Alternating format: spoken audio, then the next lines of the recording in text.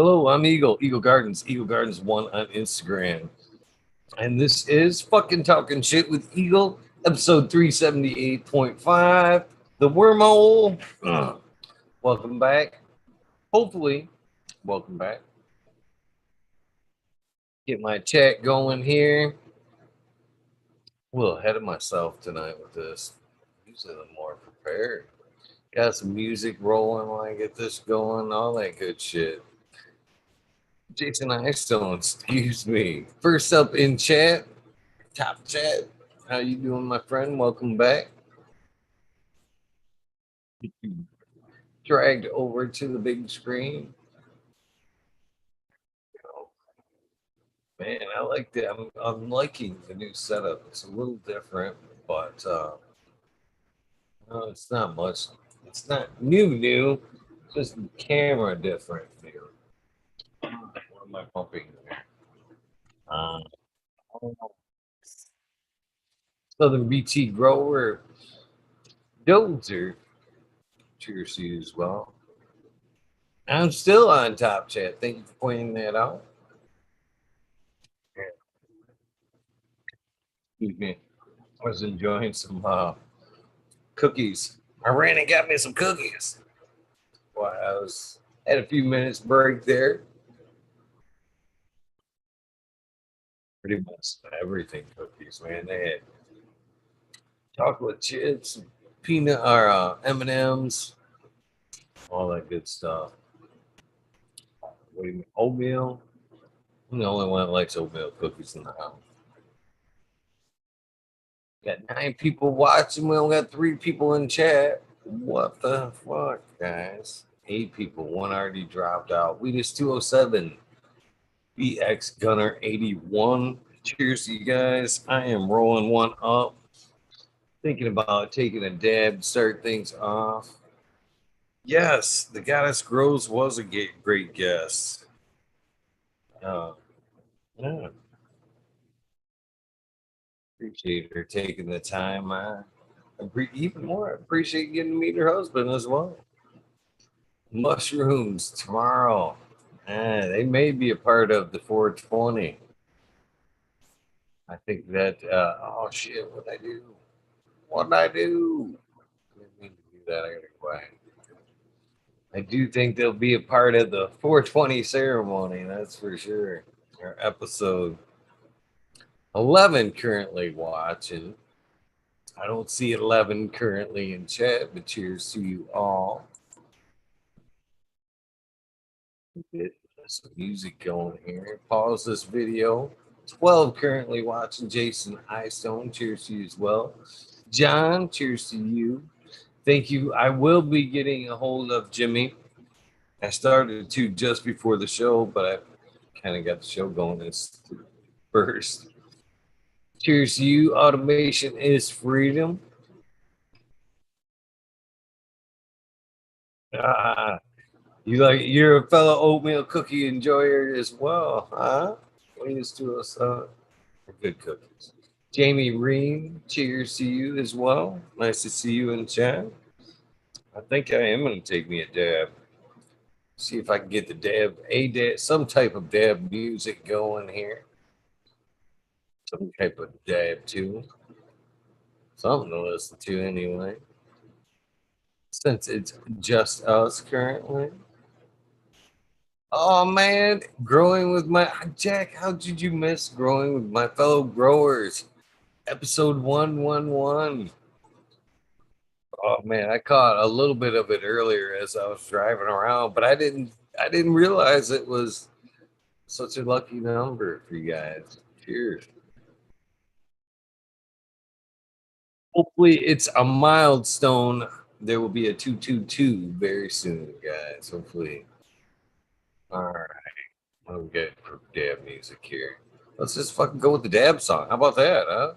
Good old dab song. I can see how that's like fucking hard for me to fucking figure out, right? Go. I think we're gonna go with the original. I was gonna play the original dab song last night and say fuck it. Somehow I got distracted. Oh, now I think I'm muted. In fact, I know I'm muted. Ain't playing anyway. Man, my computer's been a butthead lately about replaying the music. Yeah. Says you're supposed to be using that one. Let's see if it plays. See if it plays. It's not playing. Is it in my headphones? No fucking damn song. What the- Here we go. Red pill coming in. Red pill coming in. Gonna have to take my dad. No music. Here's red pill. What's going on? I can not much. I was trying to take a dab and line up the dab song, but for some reason I don't know where the fuck it's playing, to be honest with you. Which one were you going for? The traditional, the Tao, the German? I was going for it like it would be version 2. It's a rap song? No, it would be the one that you're probably more interested or used to.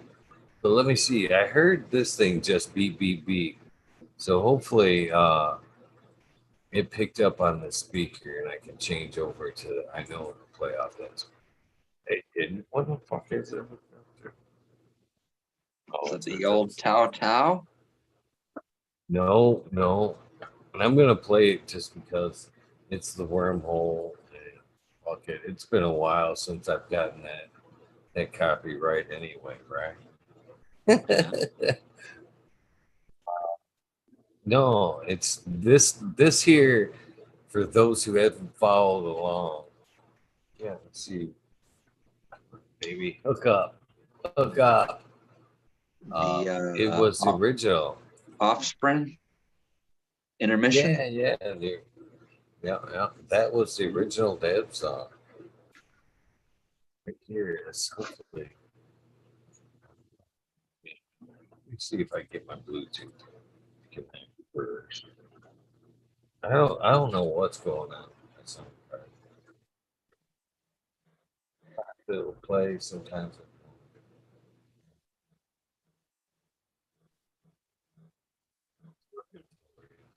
Connect. Oh, it says it's connected. Here we go. So hopefully we can play.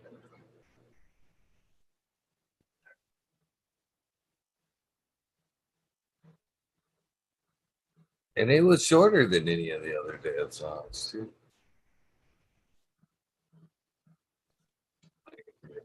Did you play it? Should be playing now. Yeah, I don't hear nothing. Yeah, here you go. Oh, there it goes. This is the original dance song. All right, I'm torching up then. Second one is so close that these guys steal the copyright every time the other one's played. If you even make that, or you fucking, yeah, if you make that noise during version 2, Offspring steals the copyright. They're like, you played it. You played it. But a lot of times Offspring will still try to take this version.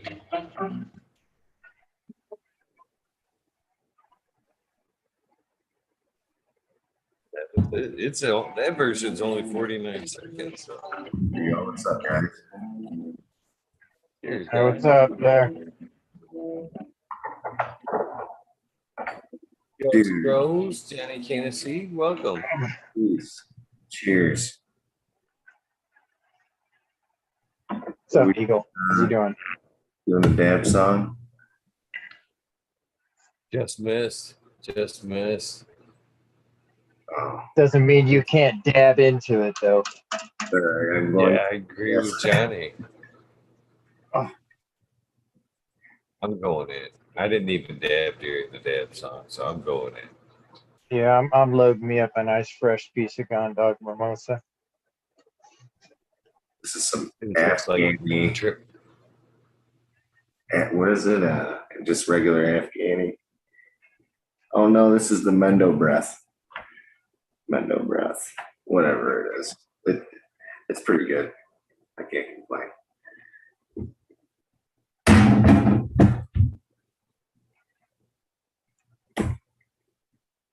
Does anyone use these things anymore?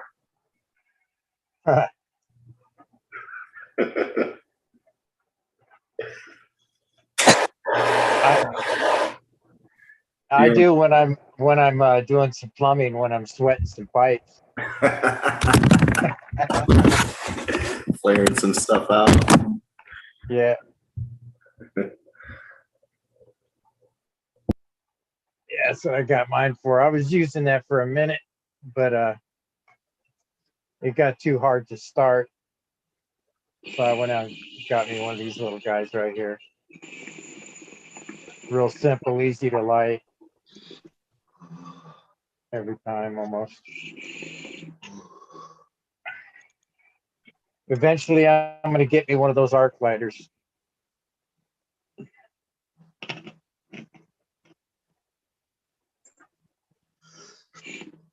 That'll be a good thing.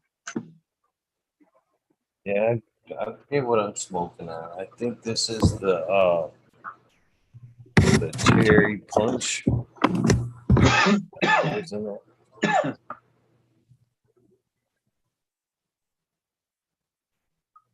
I like these things. These are pretty cool. You know, the carbs, the carbulators.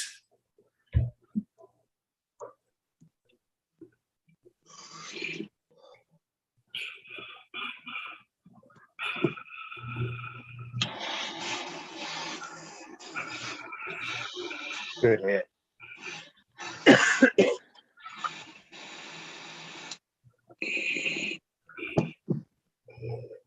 So far, 8 of the 10 Colombiums are up there, Johnny. Just a couple laggers. Are they looking pretty strong? Yeah, they're definitely looking strong, man. Just from yesterday when I showed them to today, they've grown a fucking inch. Wow. I need to transplant them tonight at some point before I Wow, go to that's bed, amazing. in my opinion. Yeah, that's quick. That's quick.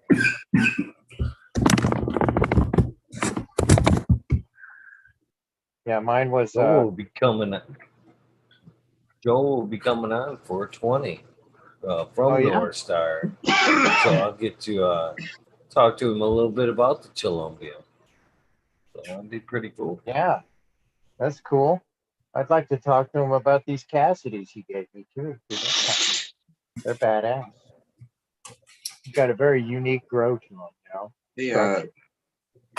Eagle, do you have a rough estimate? Not so much on like when they're gonna pop in, but the amount of people you're gonna expect in 24 hours. Yeah, I know who will. Well, some of the bigger people that are coming on, I'm scheduling in, a time span. But as far as when everybody else is coming in, I'm kind of unsure on how that's going to work so far. Hopefully, everybody will just kind of keep a decent flow of when they come in and are, You don't want us to all somewhat. jump in when Mendo dopes here?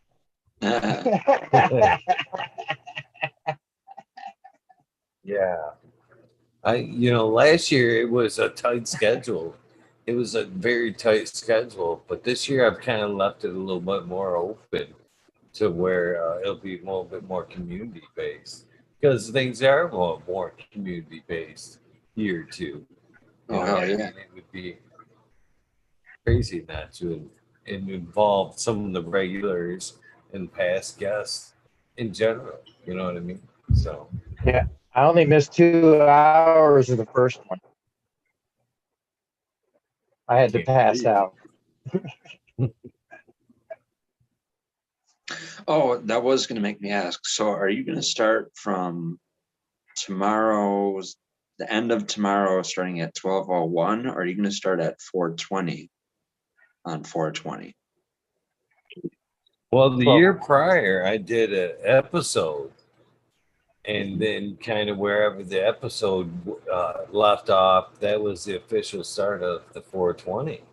But this year, I can't believe I didn't schedule anybody because Monday is the normal wormhole, Right? and so that leads into 420. So there isn't a normal guest on there. So I didn't even schedule a guest. So it's instead of usually the wormhole would pick up at 2 o'clock on Monday.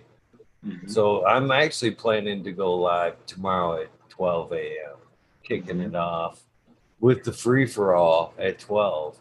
But the scheduled guests don't start till the morning time and lead up into the evening. So in that case, tomorrow I could hop in, right at that time because I'll be awake.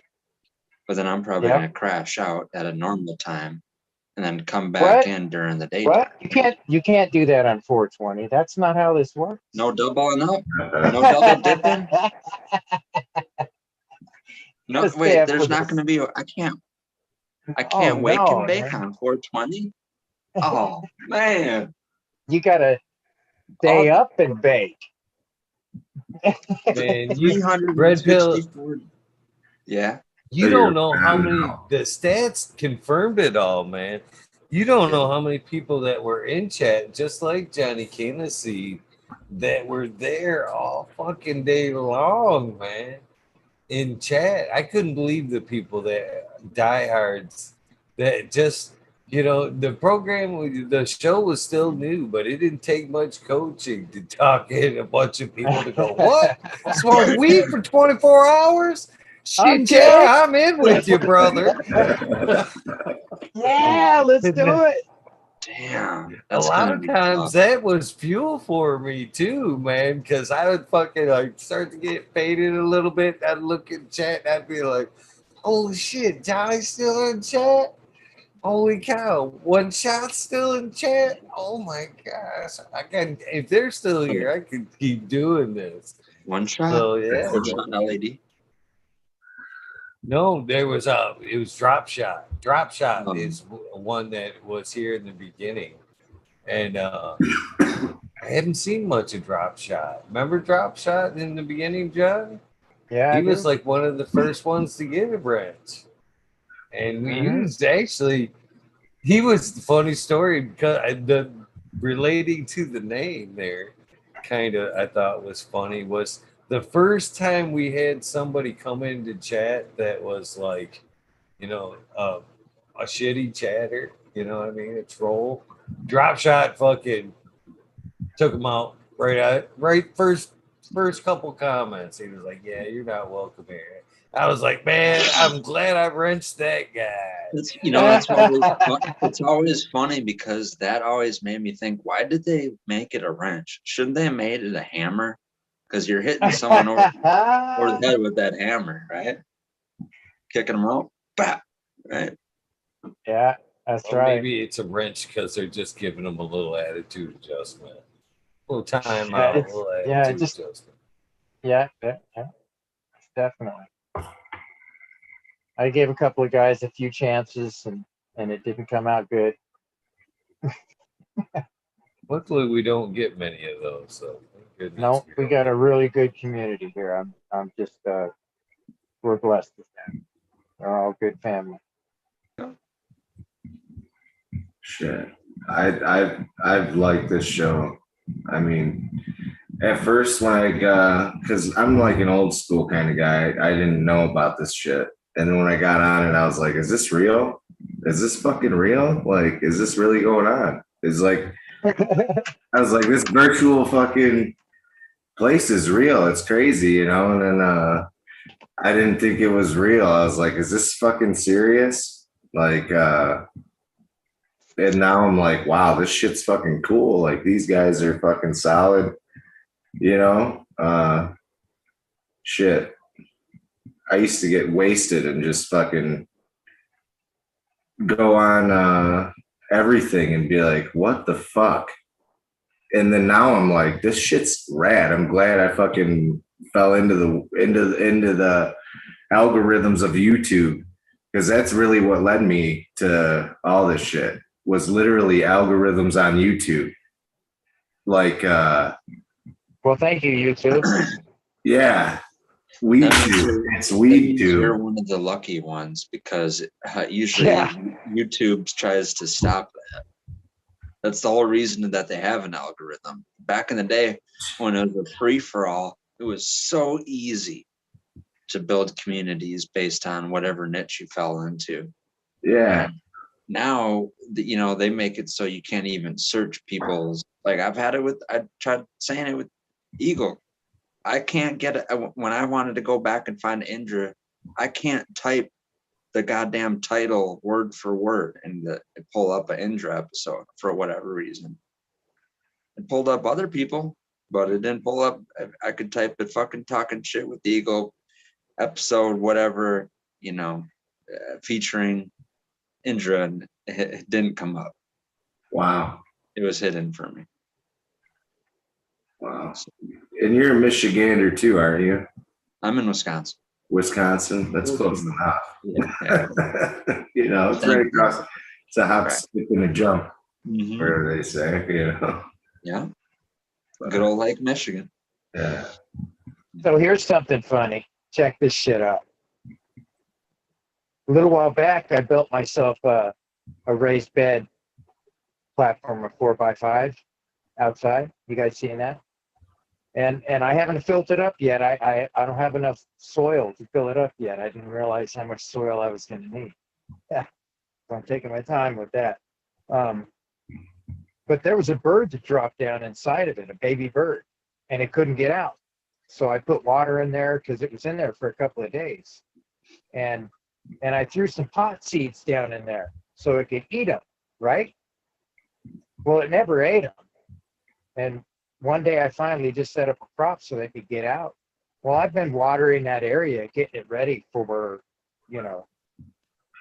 saturating the area so that it's ready for when I throw the dirt in, it'll be already nice and moist in that spot, So I've been saturated. Well, yesterday I walked outside, and as I was walking by that thing, there was 15 little plants growing in there. Mhm. And just regular old sand that's out here in the desert. No nukes, no nothing. They just started growing like crazy. They were like 3 inches tall. I couldn't even believe it. Well, sometimes that's how I usually start my stuff, is just water only. Yeah. Well, I mean, I'm out in the desert, so it's That's like funny. Yeah. this soil out here is not growable. Yeah, it's just like, At least I thought that. that's cool. Yeah. So that's pretty cool that it's able to. That just makes me want to grab some of that sand and introduce it into my soil. My stepdad has told me for years, and he's not into it anymore, but back when he was younger, he told me, that he grew tree trunks, size plants always. And he said that he would mix sand. If he could get sand, he would mix as much sand in there as he could, because he thought that the Moroccan and the Afghani hashish shit was grown in sand. That's what he thought. And that's, he was like, it's mostly sand, So that's what his mentality was. And I've heard, a lot of green sand is good in there too, I guess too. But yeah, sandy, loomy and mixed with a high sandy content. And I'm just like, wow. Have you seen this tech? That's beautiful. That is beautiful. Yeah, I have That's just seen straight up sand. That's beautiful. Hey, that's beautiful. I like that. And it roots up. I've had 100% on this. Right now I'm trying these here are partially budded, so I'm gonna see how they root up.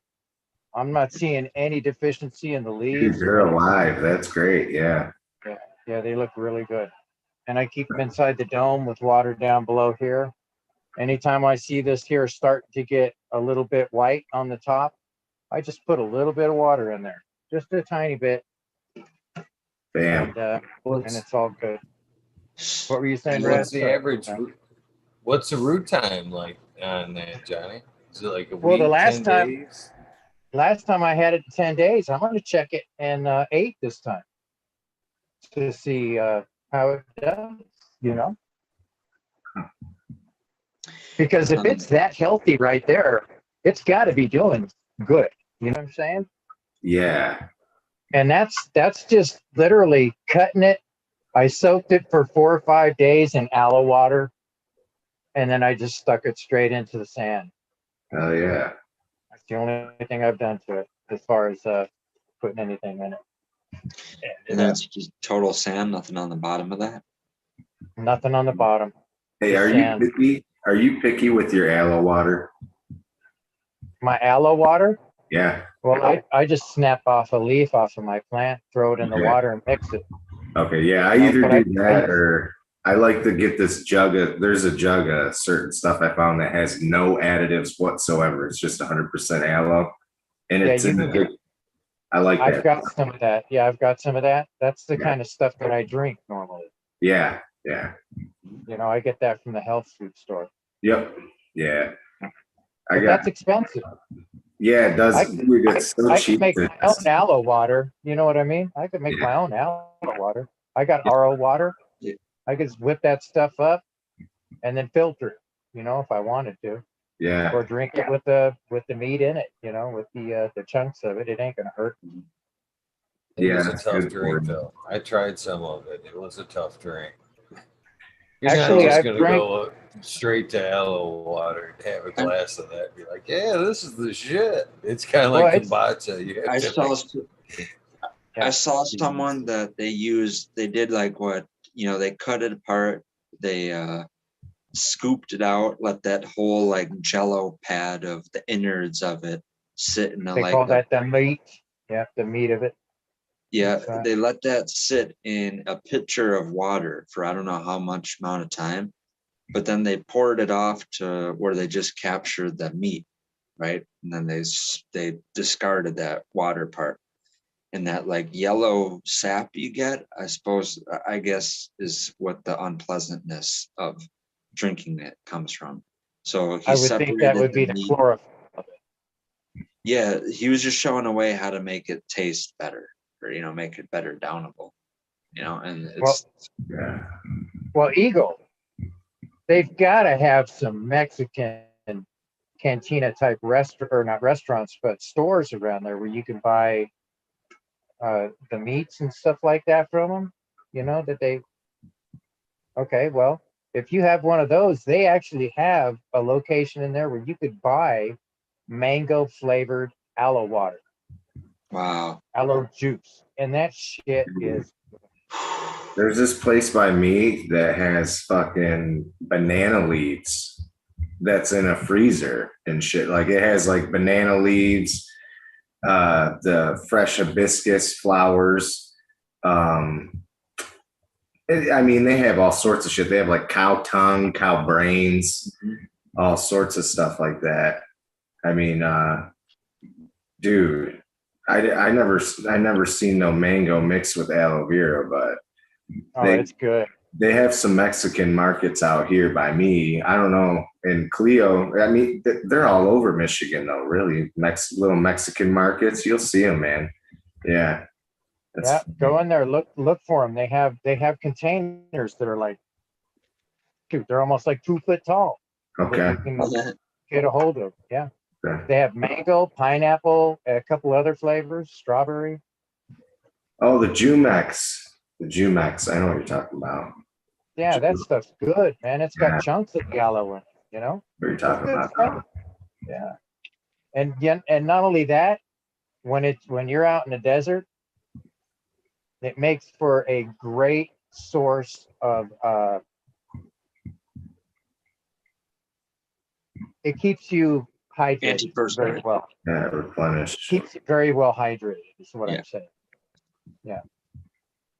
So it's good in that fact. No, I was gonna say with the growing in the sand, I saw, and this is, I want, there's better resourced information that you can find all about this, but it was cable television, National Geographic, but they did a thing one time about like hashish, and they were in Lebanon, and they were showing people growing in how it's called like the straight up Sahara, like just pure, like how almost like you're growing pure sand, and they almost had like an open top greenhouse where they made walls and they would like wall it off with like fabric, like canvas sheets or like bed sheets, basically, to get the sand and all that to stop blowing around and getting stuck on the buds. Oh, yeah. That makes sense. So I know you can't see chat there, Johnny, but Jamie Ream says, I'm trying this explanation point. Thanks. Any sand not to put in? And so Okay, if you want to, what do if you you want to, suggest for some base? okay, this sand is where I got it was from Home Depot, and it comes in a clear plastic bag, and it says Quikrete on it, and it says washed sand. You might have to ask for it because they might have it in a specific location, but normally it's back in the construction section where you're going to find your concrete and your sands. You know, it's going to be right next to the play sand. It's been washed, so it doesn't have salts in it. So it's basically a clean sand. And there's no nukes whatsoever in it. Costs $5 for a 50-pound bag. I'm going to start adding this stuff to my soil mix. You know, I just think it's just going to be an absolute positive thing. I And agree. this soil, this tech that I got right here was from just a regular garden show that I watched. I think it was Scott's Garden or something like that. Gardner Scott or something like that. And he had something on raised beds, and I was watching that because I wanted to learn more about raised beds. And he said, and oh, if you want a really good cloning technique, this is what the trees or the fruit tree companies use. This is a what did he call it? A tried, true, tested technique that has worked for years and years and years. And I said, well, shoot, if that's tried and true, got to work on cannabis. I believe Dankovich called it bare root cloning for trees. I don't know what, yeah, that's probably what it's called. And it really works well. I mean, I got pics on my IG where I got a picture of it. And after, I think it was 10 days, I had probably 4 inches of root that was hanging down from it. Lots of root too. And it was fish boned. It was really good looking root. You know what I'm saying? So it works. It's a positive thing. You know? So Oh, sorry. so if he tries it, let me know if it works for him. I know it's gonna. I mean, shoot, I've got 100% on every one of my clones. There's not even it doesn't even look like my clones are starting to wilt, die off leaves, you know, even the ones that I've cut. They look just as healthy, you know, as if I never took them out of or never cut them off the plant. You know, I've never gotten to experiment with it on my by myself or on my own, but for years and years I've been wanting to move towards air layering clones. What's that? Air layering is the way that they take clones off of normal fruiting trees like avocados or trees that take a long time to build fruit on. And so you basically just wrap something around that the plant can build roots off of, the very same exact spot on a plant that you would take a clone. Basically, people have contraptions, and it goes back. I almost want to even say It's a round ball, and you Yeah. put soil in it, and you clamp it onto it. Yeah, I almost want to say it's even in marijuana botany. I've been thinking about trying something of that nature in a small nature on a pot So plant. basically, don't Work. you have to peel back some of the skin and then Nope. Yep. put a little bit of rooting hormones on some cloth and then That's not some what these kind of guys did. plastic and then tape it around there? I would go as far as just taking like I said, doing the exact same thing the precautions you would do right before you cut a 45-degree angle on a clone, if that's what you do. So you take off a node, clip those fan leaves and those smaller side branches. And then instead of cutting it right there for that clone, you would just wrap this, like I said, in marijuana botany, I think they even cited like old, super old ass references where they would make like clay balls. And that clay ball would hold just like a pinch of dirt. And just circling around that pinch of dirt around that where you would take a clone from ordinarily was enough for it to make it root through. And then you just cut that. Red Pill, have you seen the new techniques that they have with that now? They literally have plastic. As far as YouTube, they have plastic balls. Yeah. Right? Got a hole on either end, depending on what size stock, what size plant you're getting will decide what size ball you get. They put soil on either side of it, make sure it's moist. Clamshell. They clamp that sucker together, close it off, and they come back. They don't even do anything to the stem. It just roots off. My whole thing with that would be the whole thing with starting a large amounts of seeds, finding a place that'll do the sex testing, right? Finding my males and females, setting the males aside, taking the air layered clone versions of those females, flowering them out, seeing if they're any good, flowering out the male ones and spraying them, to reverse them to see if they're any good.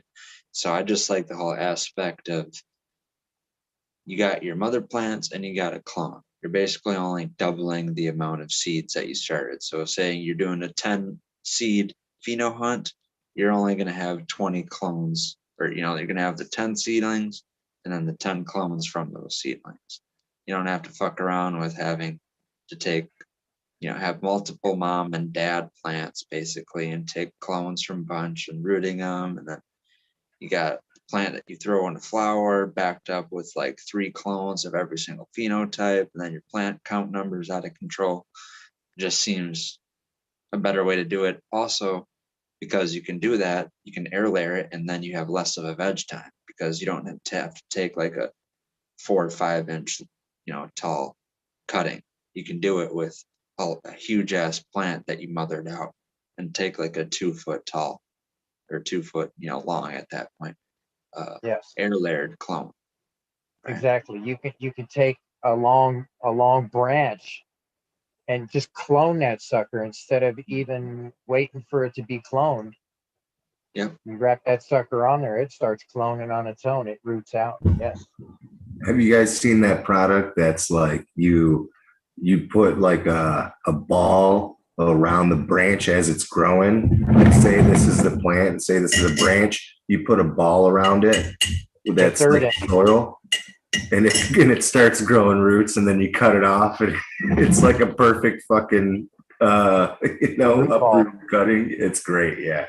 It's crazy how the plants actually react to moisture. If you keep a nice thick piece of duct tape, actually, when you break something, if you notice, when it starts growing its knuckle, it like when it grows its freaking knuckle back, it's just crazy. If you ever had to break something on accident and you had to use duct tape, like if you're using duct tape, man, the knuckle that grows back on the plant is just huge. It's like ginormous, it's way bigger than just like tying it up with something or, why that is? because the duct tape cuts that airflow off, and the air is going to kill it. Just like when you got a crazy scar, huh? You know? Yeah. It's crazy how that works. And then after that, man, it just goes crazy trying to fix itself.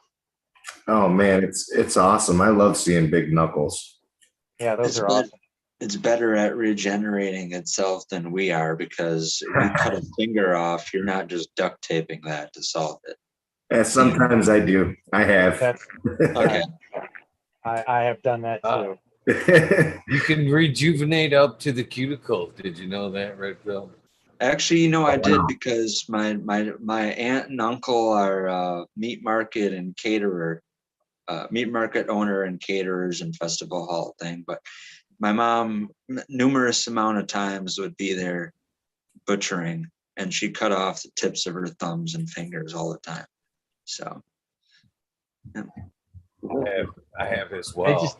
I actually ran to the emergency with a fingertip one time, thinking they would have to fucking put a couple stitches to put it back on there. Like, nah, there's enough of it here to grow back. And I'm like looking at him like, what? It's this finger right here. You can you see just from that far back the difference in the tone there?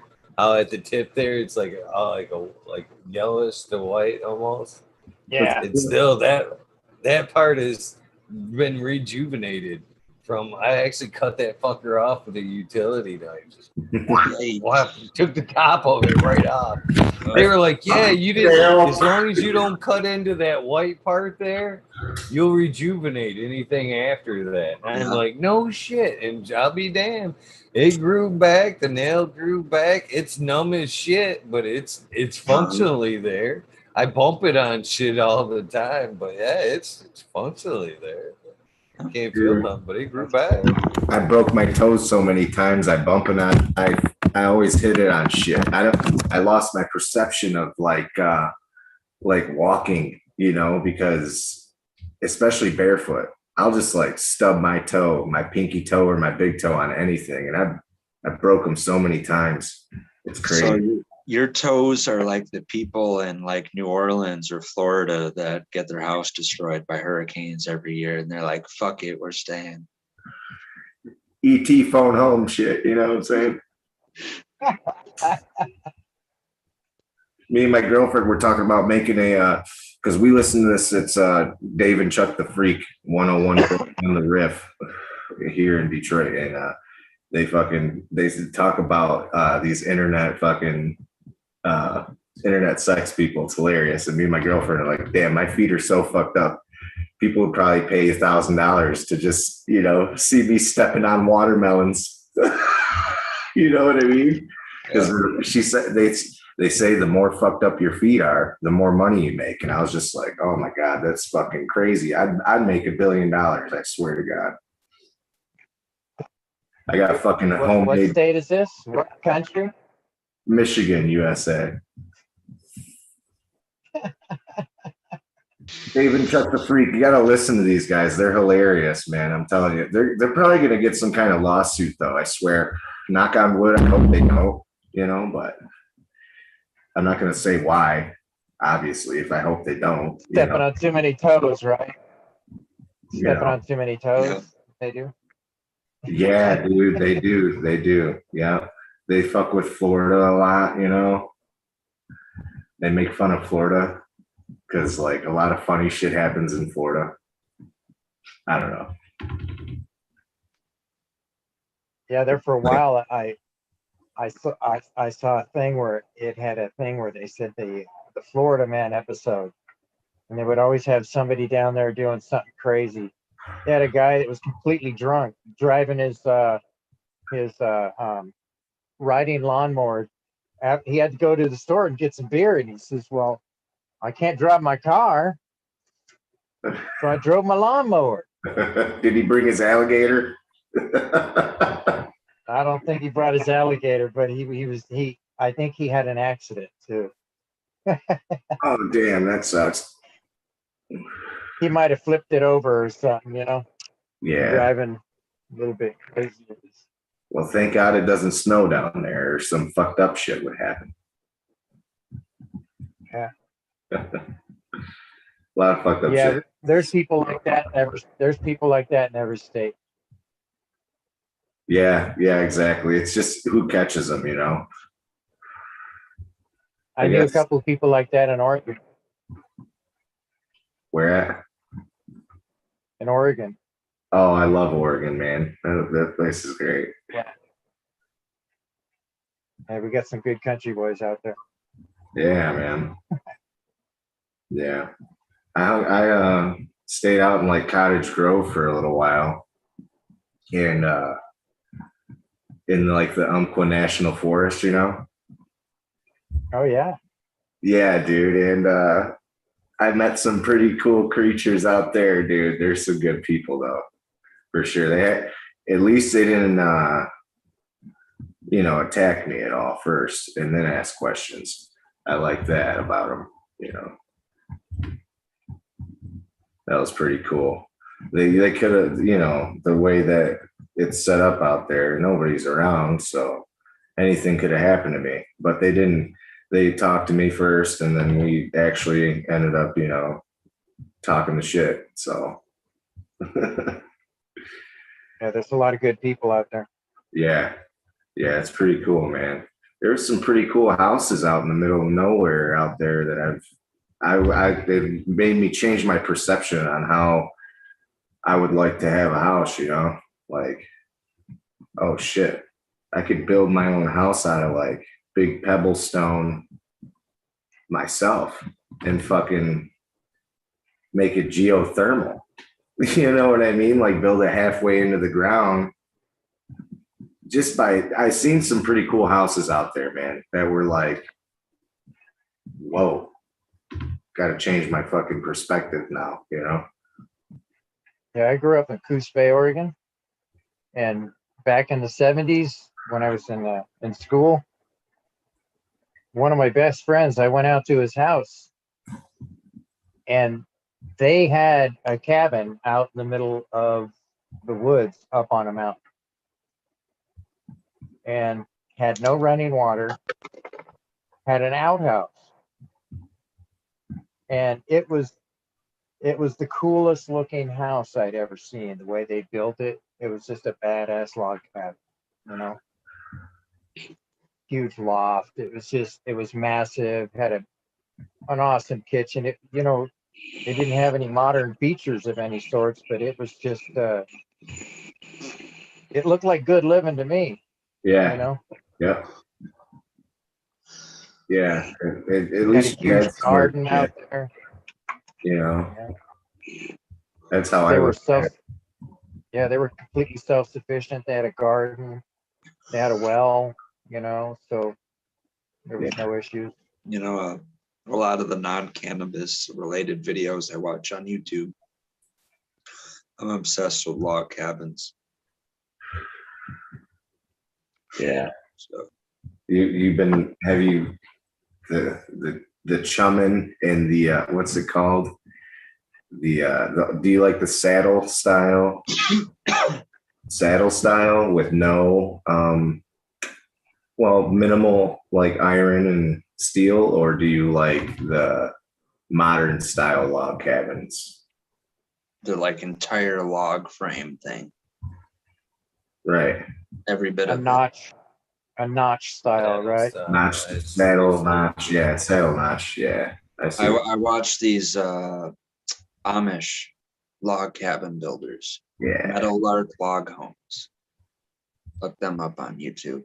That's who the top of my list is. If I get to build have someone build a log home, that's what I'm going to. That's sweet, dude. I would love to do some shit like that. We're talking about getting some little trailer on the middle of some property in the middle of nowhere so we can start doing shit like that. Cause that's all I want to do is build shit and fuck around, Sounds like up here by me, Gus. That's up here by me, man. There's a lot of land that's still very barren that you can pick up. I know There's a lot of land that weekenders buy that they put up, come on, put it like a small cabin on a decent size chunk of land and let go or forgot about and let go for tax reasons that you can pick up fairly cheap. And then you get a lot of like Amish folks and just people that mill lumber. So you can pick up, rough milled lumber fairly cheap. That's 5/4 that if you've got a nice planer or willing to do a little hand planing. And that stuff's beautiful. Shit you would pay Yeah, downstate. I'm saying Same shit yeah. downstate you pay max dollar for that you pick up cheap here. These Amish built log cabins, man, I'm so impressed with, especially, and I've only been following these people for a year.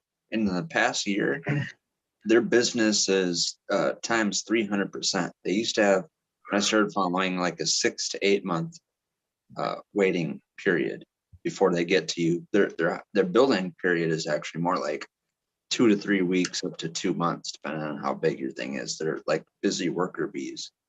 Getting shit done. They are machines, and they're the most respectful. And at the same time, if they want to choose not to be respectful, they know they're well. Okay, let me give you a little background here.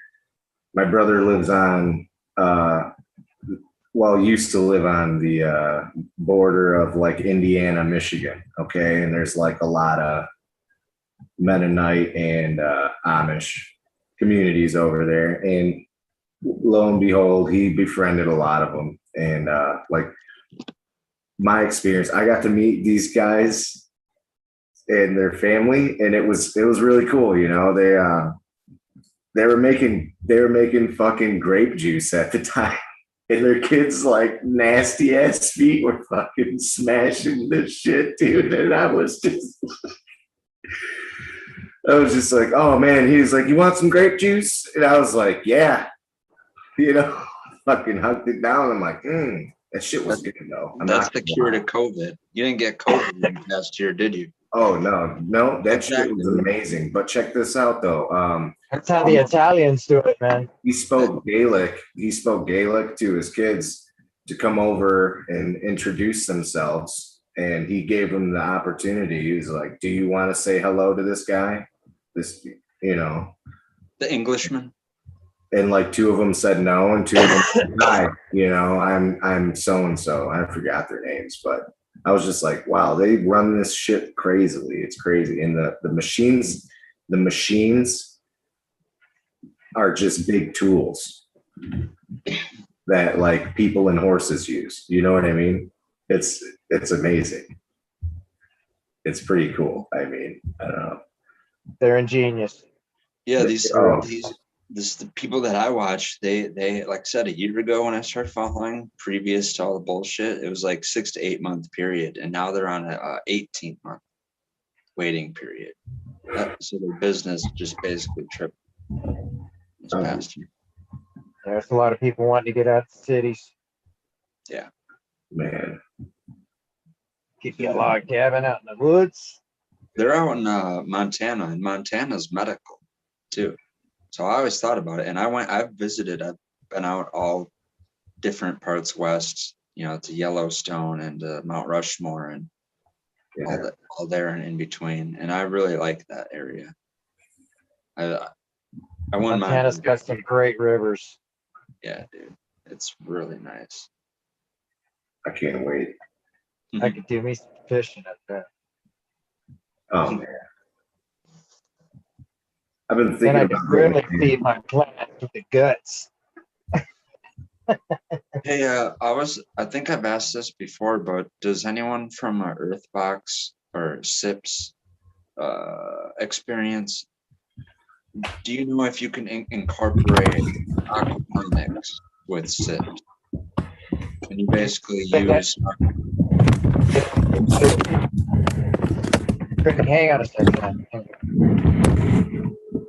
Hey, Gus. Yeah. Hey, man, if you're going to move that phone, man, you got to mute it. No, we're good. Hey, I muted it. Yeah. Okay, go ahead. Right.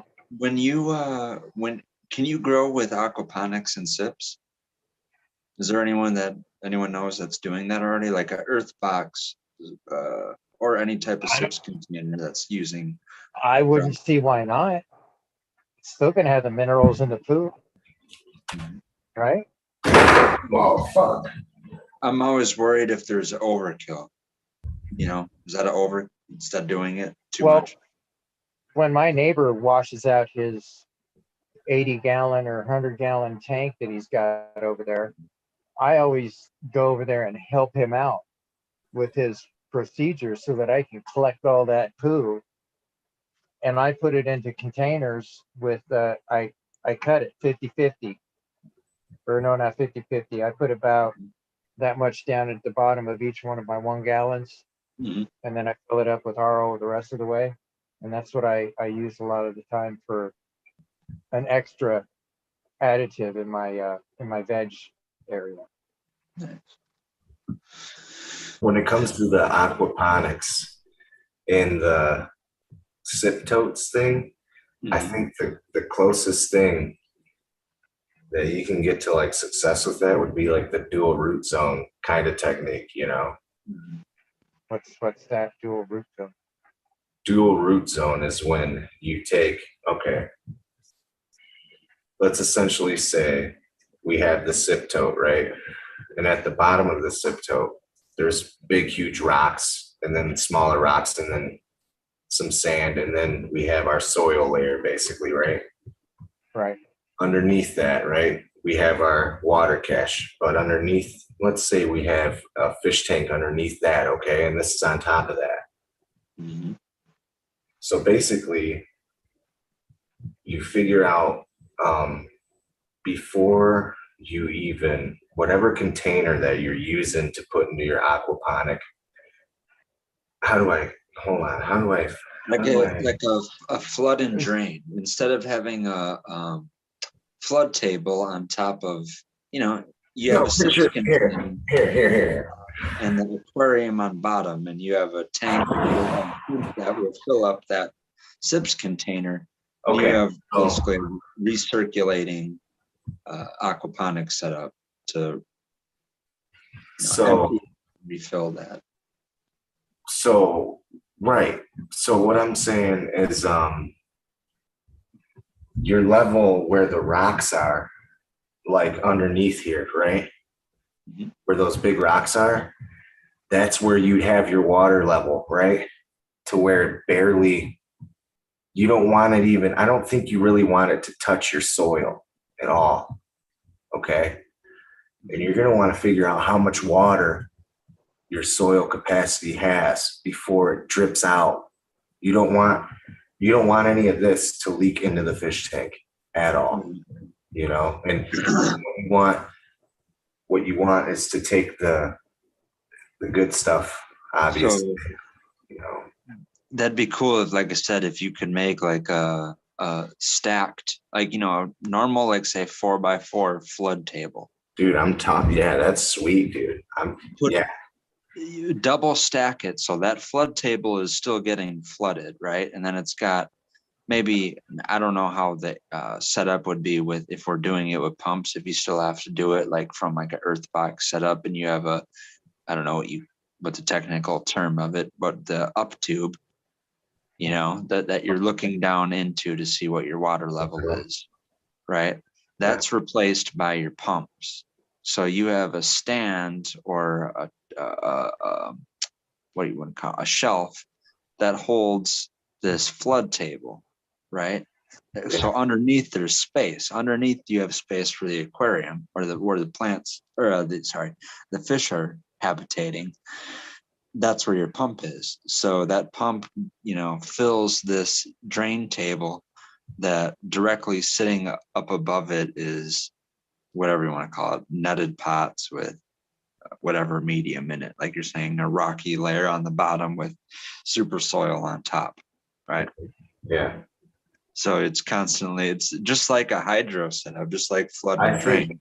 I think it would be important to have a side business to use the fish waste, because you're probably going to be cleaning a lot out of your biofilters. Mm-hmm. And if you're not having a fish waste business, then it's not really worth doing all that. You know what I mean? Like, Mhm. because then you're just like, even with doing it with this, unless you're doing it like at a hobby status, you have to like accumulate for the waste, because there's going to be a lot of waste that you're not going to have to use. You know what I mean? That's very valuable. I don't know. In my eyes, I don't know. Maybe in that case, then, depending on like how technical of a setup, and that's the whole thing of like definitely running biologicals through pumps. It's Yeah. going to become a problem. But ideally, to make it stretch further, then that means you can make one tank service, let's say 3 to 4 different tables, right? Right. Right. Yeah. I see what you're saying, and that makes more sense. So you just, yeah. So I mean, yeah, wherever you can. This is just a little tobacco plant I wanted to show you. It's a cutting of a tobacco plant, you know, Nice. and it's got roots on it. Hold on. Mhm. I hope if you can see them. I don't know if I'm doing a good job. Yeah, I see him sticking out there on the side. Yeah. Anyway, it's pretty easy to uproot some clones of tobacco too. That was just a little side experiment, because I was like, man, you know, I have all these seeds, but hold on, I'm gonna have to mute myself for a second. So you guys go ahead. Okay. He's gonna move his phone. That's cool.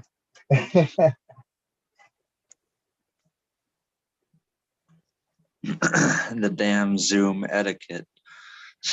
Yeah. I took down two plants yesterday. Speaking of Zoom etiquette, it's gonna have to be on point for 420. That will Oh, be yeah. one thing I will be asking, you know, especially with some of the, you know, bigger folks coming on, that the Zoom etiquette be on point 420. Yes. On point and respectful. Okay, I understand. Best behavior. Yeah. Well, it's just It's make sure you, if it's you're to gonna do everybody. anything, hit the mic, or hit the mute, so that if you're I not like it. speaking, Yeah, it's know? it's on our end. It's I know you do. it's a consideration that's totally on the viewer's end, and it's on a production. Yeah, I totally will Yeah. back up anything to make sure everybody has a good time. I'm sorry. Mhm. But dude, Oh, no, that's cool. I like that idea. Now that you say multiple tables, I'm like, okay, now we're getting somewhere. That makes more sense. You know, and even then, you could add in the dual root zone even then. See, where I get a lot of this idea is I haven't talked to him in a long time, haven't even seen him pop up in any type of chat that I've been in. But if Canadian J so happens to be watching, he'll know exactly who I'm talking about, and maybe help me connect with him and get him for a prospect on Eagle's show.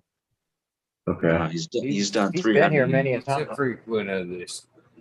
Yeah, he's a frequent of this chat. Okay. Yeah, so He's on the shout outs list. yeah, Damn if it, he's on the shout outs list. I don't know if he's I haven't seen him pop up in the chat, so that's what I'm saying. If he's just sitting there watching, well, I'll throw out my Jay, email here and there, but well, go ahead, man. I deleted my Instagram and shit. Like, I want to like do another little travel cleanse thing, get off everything for a while, get away from the phone and everything for a minute, but I do that here and there.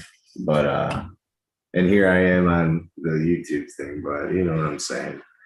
Like, I'm about to go on a little thing, and so I just have an email that I'll probably, I'll because my whole plan is to go places that I can't access anything.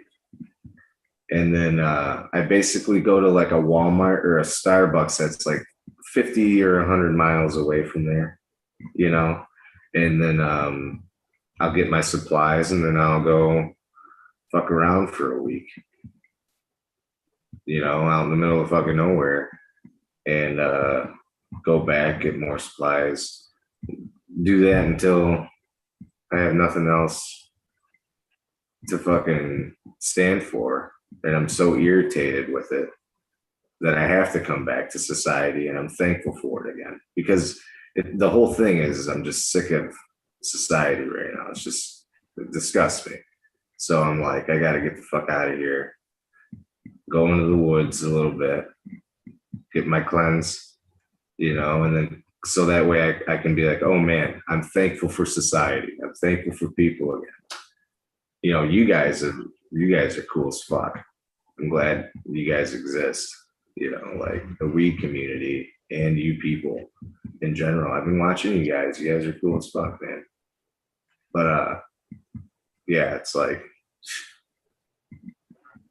fuck, growing and doing shit where I'm at is like for me. So me. Are you renting? Huh? Are you renting a place?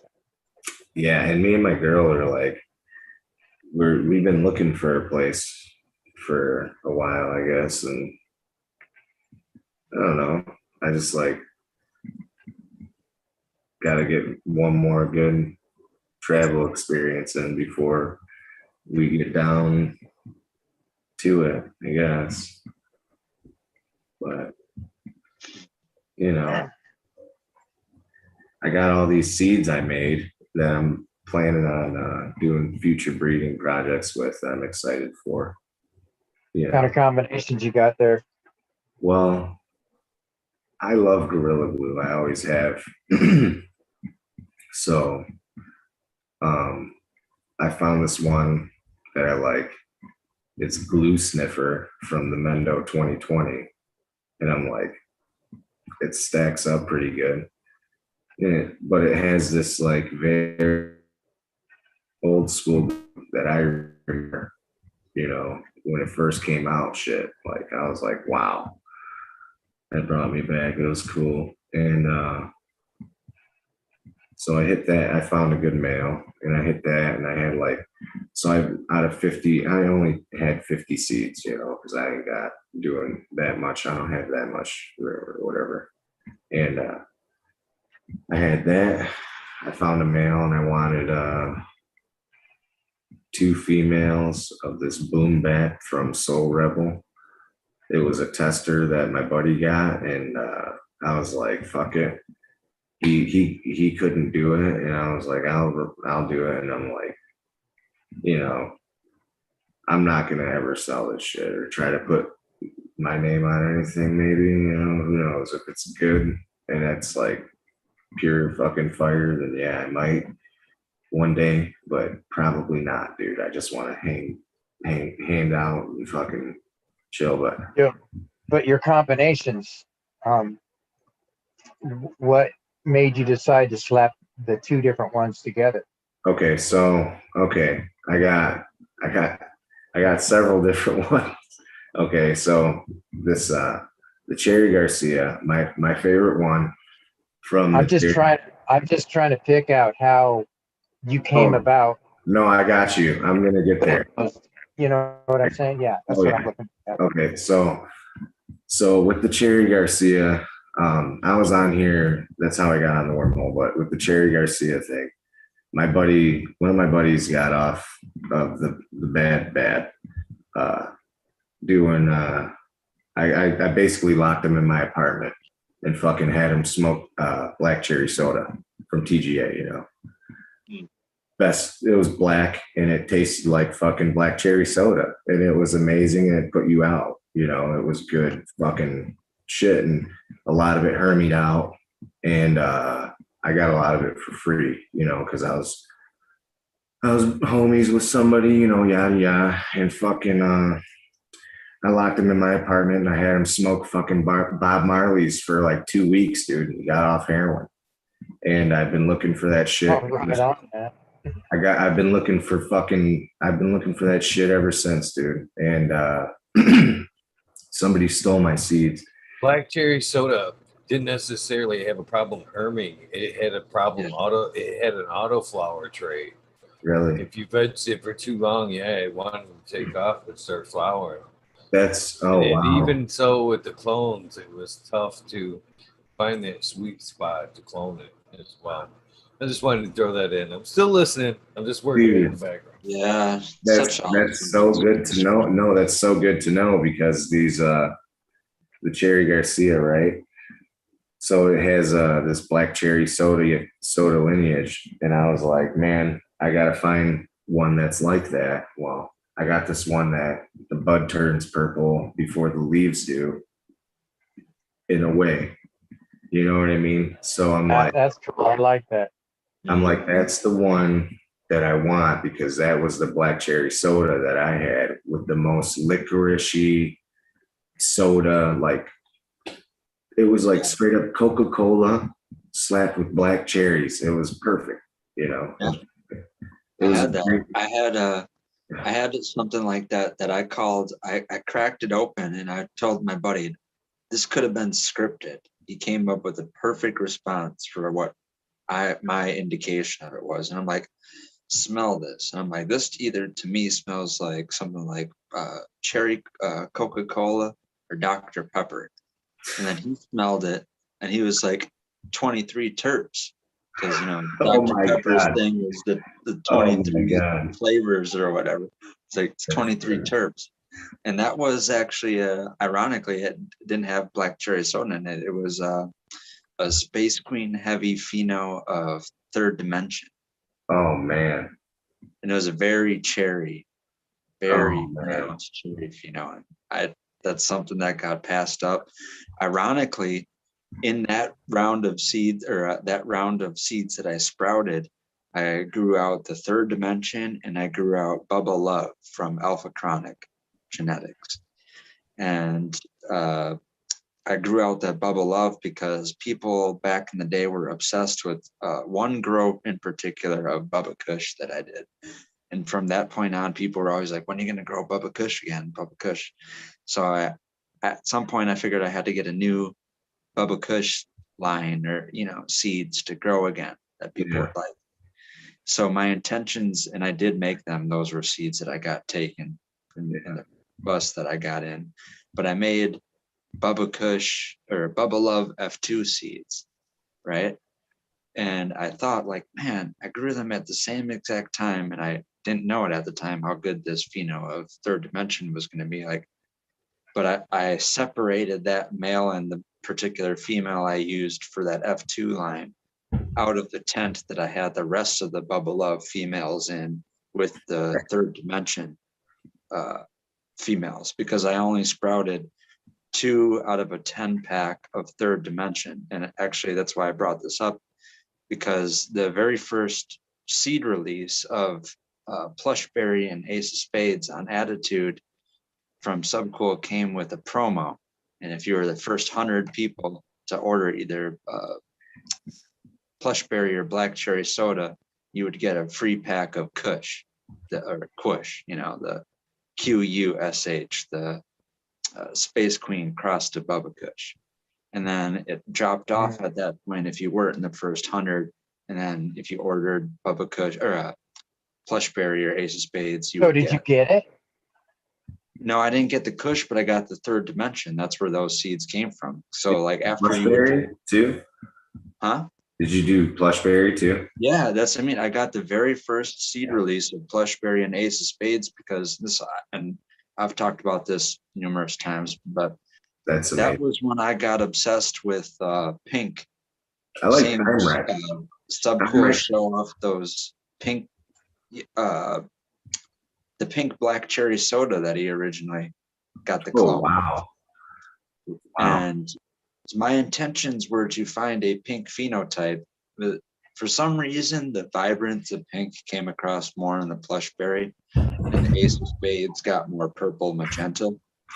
My intentions were to grow both of those seeds out, the 5-pack of Plushberry that I got, the 5-pack Ace of Spades that I got, find the most black cherry soda dominant phenotype that I could find out of both of those, and then cross those together.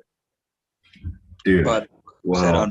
Got there, Eagle. unfortunately, those seeds got confiscated. What is that? I can't see it. Can't see it, Eagle. You're gonna have to tell us what it is. There's some. I have the original gray packs too, but these are the pink packs. This is Berry. Yep, that'd be it right there. Oh. An ace of spades. This is Cheesequake. Yep, I had that one too. Oh, I love that stuff. That stuff's amazing. As far as that era goes, Apollo.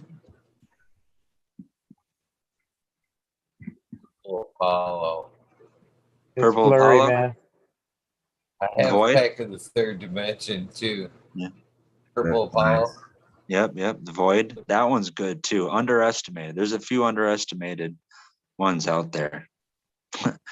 I love the Purple Apollo and Third Dimension. I had a good experience. What about the Vortex? That stuff. Oh my goodness. That literally is my all-time. That's the reason we're communicating, all of us right now, is because I smoked Vortex in 2009. I heard you guys talking about it, but I like, oh my God, 2009. Okay, dude. That was a long time ago, and whatever relation to where we're at now. Not long time in age of Bro, Grand okay. Canyon being Back then, no, but back then, there was Michigan stuff that was happening, okay? And there was a specific family and people that are badass, good-ass motherfuckers that had this strain from Hawaii called Kona Gold. And it was, Oh, that's good stuff. oh man, Kona Gold. And I guess they had it around, they had it for like 20 generations or some shit. Yeah. 30 generations, like some crazy. And the way they grew, the style that they grew was totally like kind of like bonsai, straight up just a stalk and fucking trees. You know what I'm saying? Budge, straight stalk and tree. Just bud stalks everywhere. They constantly clip to make it long. They keep certain ones to draw those out, and then they push those out. You know what I mean? Yeah, my uncle, he's like Vietnam era type age veteran, and he was out in Hawaii, and the strain, or I don't know if you want to call it strain at the time, but variety that was around at that time was Puna butter. Uh-huh. I've heard a few people reference it before, but he was all about the Puna butter. He's like, you get seeds of that. That's what you want. That's great. I had in high school, there was a family of Samoans that were part of the football team. And it was really cool because every once in a while, their brother Lonnie Moo would come back from Hawaii, and he would always bring back some really good stuff. And we smoked Kona Gold, we smoked Maui Wowie. Oh man, Puna and butter. there was a couple other that he had that was just out of this world good. I know. And I don't remember what the names were. what about? But what was the name that you called it? That sidekick name of it? You said your dad said that the locals called it? Puna butter. No, but there was another name you said. They either said Puna butter or they said. Did I say it? You said that. Was that you said that earlier. Am I skipping It was like a nickname for what? I'm trying to think of what he said. Yeah, I can't. It started with a. That slipped my mind now. Oh man. What about Nebula and Brainstorm? I haven't had Brainstorm, but Nebula I have great memory too. It was in a period of time when Nebula sounds like it's out of this world. It it was is. pretty good. It was this was maybe between 2005 to 2007. Apollo, Either it was Apollo, either Nebula, summer of and Apollo 2000. were both out of this world. Yep, Around the that's same what I year, mean. around the same time too. I always came away with the conclusion that if it had a space name, I would have had to have liked it, and it had to be because of those Apollos and Nebula strains. Yeah. But Nebula had there's a what you would call it a passing of the times, way to recognize when we were in high school, when summer vacation was at the very last end, and then the school year starts again, and that was a festival. Not, I was just about to say it. But I don't want to say it because it's too close to home. But anyways, it's a festival that starts. That's right before school starts at the very end of summer break, and it has all Party types. time festival. Yeah, it's the very last weekend of party, and it started off Yeah. with this festival, and everyone to go there. Their parents and these kids would go there. Their parents would all drift away, go off into parent drunken land, and us kids, we would go. And in this particular time, we had this Nebula, and not to say any bit more, but it's a church type festival, right?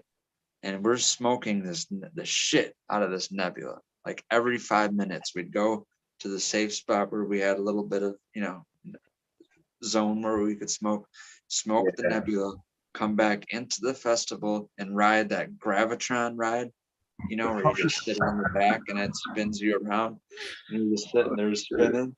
And then we'd get off and do the same thing again, go and hotbox my buddy's car with that Nebula, do the same thing again. And that was the beginning of the night. And the end of the night went to it happened to be my buddy's, this is high school party days. It happened to be my buddy's birthday. And his mom or whatever let him have like the whole 2-story, like one of those old Forrest Gump looking houses. The Forrest Gump house with a big old front porch. Yeah, it was like one of those style houses, and it was his 18th birthday, and his mom let him have like a huge high school party in one of those houses, and we went there after, and there's a whole bunch of other kids that had basically Mexican brick weed, and I was the only one with like actual really good weed. Mate, you sound like one of the cats that I was hanging around. That sounds like some shit that I went through or something. I swear to God, that's funny. I love it, dude. That's hilarious. It was the tail end of the night. I don't want to give too much away. We That's funny. It got out of control, and it was like a free for all to where we knew like the cops were gonna get called at some point. Yeah, $5 on it. Do you remember those days? Everybody asked for $5 to hit a joint. It was like, what the fuck, dude? I never was that guy. I was just to let you know. I was always that fucking guy that was like, I got an ounce. I got like 5 XL Phillies. Let's fill them up and let's smoke. You know what I mean? I was always they would always treat it like a cigarette and bum the roach. They'd be like, hey, you want to short me on that roach or whatever? Yeah. The roaches, they always crawling around the walls and shit, There was another time where I went to Ari Shafir, the comedian. I went up to a stand-up thing in Milwaukee that he had going on, and me and my buddy, we went up there, and he came up and he was like, because he does Twitter and I still don't at this time. He did it back then. And he's like, oh, Ari Shafir, he said, I just landed in Milwaukee. Someone bring weed. And I'm like, we can be those guys. And then this is back when I said I was full blown back here where I'm at now before I moved to Colorado, before I got busted. And in particular, I had some Slee Stack OG, which is DNA Slee Stack to their OG 18. And I had GTA Flav. I had the flavor. So I wonder where they came up with that name, Flea Stack. Well, speaking of origin of the names, that's what I explained to Art Shafir. Is I actually brought him both of them. I gave him a nug of the OG because he came to Milwaukee from California, and I told him, "You're used to OG here. There's something for you for later." And then the smoke sesh was with the Flav, and I explained that it's convenient and synchronicity that I brought this up here because, at least how I remember, Subcool said that the name of the Flav came because they were trying to come up with a name for that particular strain, which is a Space Queen to Romulan backcross. They're trying to come up with a name of the strain, Okay. and all they could come up with is how good of the flavor it had. But what was on the TV during the smoke sesh that they were watching happened to be the Comedy Central roast of Flavor Flav. So they're like, "Oh, this is really good tasting weed. The show right now, Flavor Flav. Let's call it the Flav." Right. So at least that's Okay. how I remember Subcool, at least Yeah. that name got derived from that. So I was just thinking, you hooked the comedian up with a nug, right? Yeah. Did he hit you up afterwards, like on the Samsung? No, but he did autograph the grinder. He had merch in form of a That's cool. grinder, and he autographed the grinder and said, a little personalized message, said thanks for the weed. Dude, I was thinking, dude, I could show that to you. I don't know where that is. He would It's probably either in laugh. Like, he'd probably be funny, funnier. I don't know. It's either in my storage locker right now, out in Colorado, or I have to dig it up somewhere out here. But I still have that grinder that he gave me. That's I'll right. show and tell it at some point. I've been drinking on this tea, guys, and I got the giggles. I'm sorry. I made some tea that has some cannabis sugar in it, And Hang on a sec, Gus. Hey, Eagle. Just want to let you know, I think somebody wants to get in.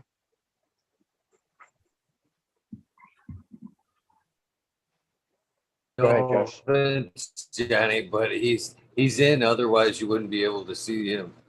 Yeah. He just Oh, hasn't okay. fired up his camera yet. Yeah. Oh, okay. I didn't understand that. Yeah. Can you guys hear me right now? Yeah, we can hear you. Here, we just can't see you, brother. Yeah. So right this second, I'm just using the camera from my PC. I used my phone last time on the interview, so I've been trying to figure it out on my PC. So that's where we're at. So you guys keep bullshitting, yeah, and I'm getting there. I'm trying to. Okay. Yeah, I'm trying to figure it all out still. But hold Right on. on, man. All right. Shoot, Gus, go ahead, man. Oh, there you are. I see you there. My bad. My girlfriend woke up.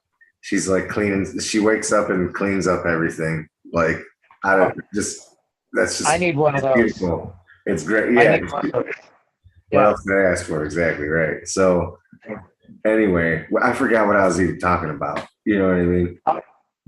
The squirrel got us. That's okay. Yeah, this tiny squirrel. Sorry. Just don't let him chew on your nuts, man. Oh man.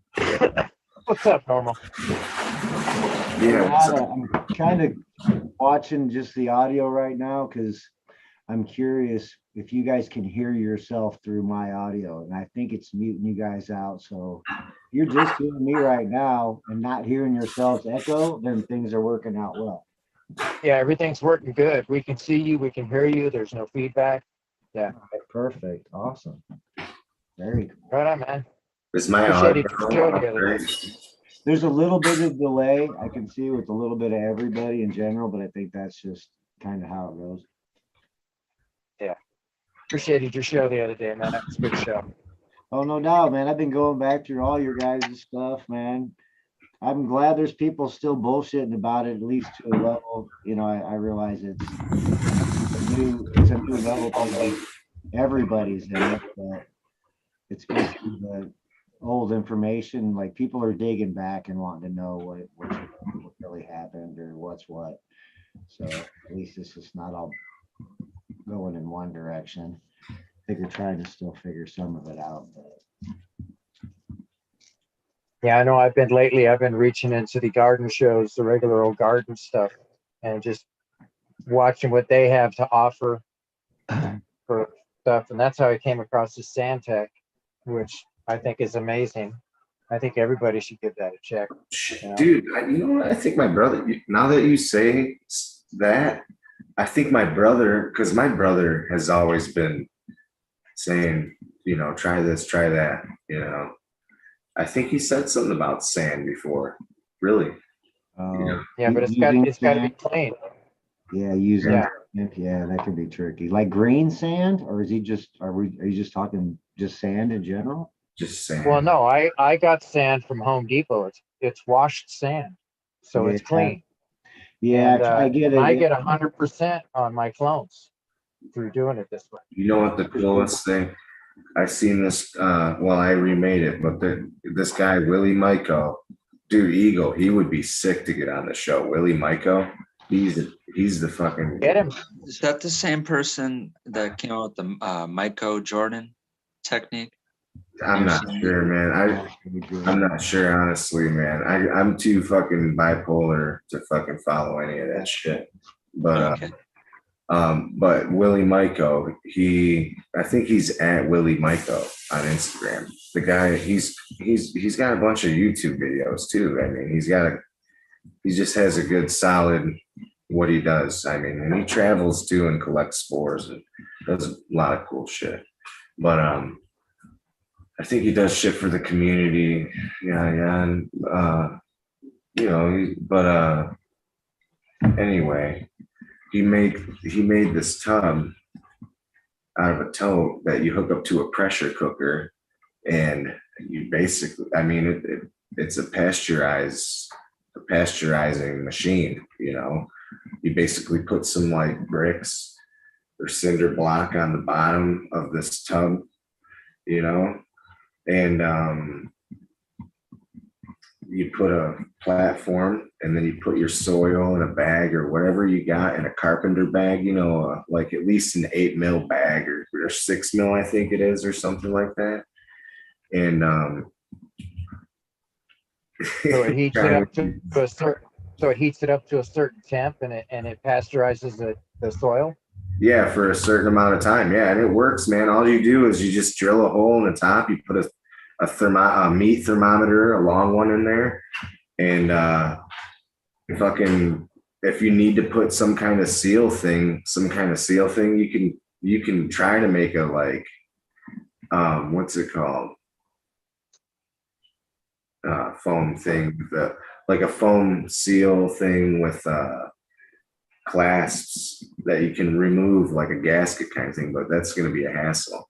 But what you want to do is just get a good, nice, brand new tote that hasn't been fucked up, you know, drill a hole Like right in the making a middle. gasket. I see what you're getting at. You're like making a gasket. Yeah. Yeah, right in the middle of it though, you're going to want to hook up a fucking meat thermometer, you know, and that's going to be in the middle of your substrate that's in a bag, and you have your pressure cooker on the stove going at a certain, you know, temperature. You get it after a while. It takes a minute. I did it though, and it actually works, and it works beautifully, and I had a lot of good things happen because of that. So Now, when you do that, you're killing off certain things inside the soil, so you don't have pests, right? right, yeah. So you're not sterilizing it. You're just pasteurizing it, you know. So like you're keeping a lot of the good, Majority of the microbes. well, that and the nutrient content from what I think. I don't know. Sounds like tech that they took from the mycelium incubation for you know, it's like magic mushroom cultivation, you know, Yeah. because that's what you do with your jars and your rye seed or your, you know, whatever mixture, your substrate mixture that you're gonna inoculate with your mycelium or your spores. Same Yeah, I thing. mean, essentially you could stack layers of jars in there too, instead of just using your pressure cooker as your stationary. You can use it as like a primary, and then have a secondary as your tote with like stacks of jars, so people can like bypass having to do it 20 times in their pressure cooker for 5 jars. You know, they can stack This fucking rows and rows of, this technology, man. It's like, well, it just, I mean, people have been doing this for years and on farms, you know, and they got out to people like us, you know, who get out there and talk to people. And Yeah, I heard somebody talking about pasteurizing soil just like a week or 2 weeks ago on a garden show. beautiful. Yeah, they were talking about it was a composting show. Mm. And they were talking about composting, and they said, and if you keep it at this certain temperature for a period of time, that's pasteurizing your Yeah. soil. And he said it's just basically cooking it to a point, and it gets rid of the pests and whatnot, and then you've got a clean medium to start from, putting stuff into it. Yeah. He said that was a good way to go. It was very kind of a safe bet that you're not going to have a bunch of pests showing up in your product. Sorry to interrupt you. Yeah, that is a good way to do it. And I think sometimes you can do it a little longer if you can maintain, just as long as you can maintain that temperature. I think you should do it a little longer than they say, because there's been a couple times, you know, where I've followed the rules and I didn't do it a little longer, you know, or I didn't do it a little harder or whatever. I didn't put more effort into it. And every time I put more time and effort into it, I seem to have more success. So, I mean, that's it's in the churn of the butter that makes the butter. You know what I'm saying? It's not it's not what you put in it all the time. It's the churn and the time you put into it too, you know? So isn't Smiley, your guys, is one of your organic guys? Yeah, he's our guy. Yeah. He's our organics man. I was gonna say, I don't know if you guys heard what I said. I was just still trying to figure the program out, because it had put you guys in a small window in the corner of my monitor, and I was trying to figure out how to get that. Oh, if you So you can't swipe on that, can you? I'm on my monitor, yeah, so I'm not on my Right. phone. So, but it's Is it going through your phone? Is it going through the phone? No. Yeah, it's just I got a camera mounted at the top of my monitor, so everything's going directly through Okay. There are little there is a spot down on the bottom where you might be able to click with your mouse. No, I That figured might it give you out. options. Oh, okay. Yeah, and that's what I was And trying to tell him. What I was commenting is I can't figure out this technology, is what I mumbled. I knew what he was talking about, and I'm following what you guys are talking about. Okay. But yeah, I was I- just trying to figure this thing out still, and why he was just in the. I've been looking at his guitar more than listening to what he's been saying, unfortunately. Yeah, I was wondering what the heck is that? Is that a ukulele? No, What's it's a that? Traveler. That's a little Traveler 6-string, man. it's called the Backpacker. It's from Mark. Yeah. I'm a guitar player, man. I know what you got there. It's got this nice like caboose that's like perfect for percussion. It's got, you know, It's got a caboose for slapping. Different tonalities on it. Yeah. you know. I've always looked at them. I don't know if I've ever picked one up. I might have picked one up before. Well, the thing is, my ma got it and she didn't like it.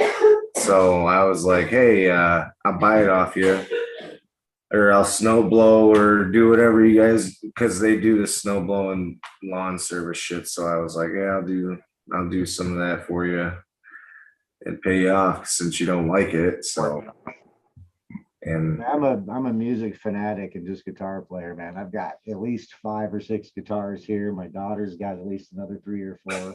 I can't keep them, dude. I'm a fucked up person. I can't keep them.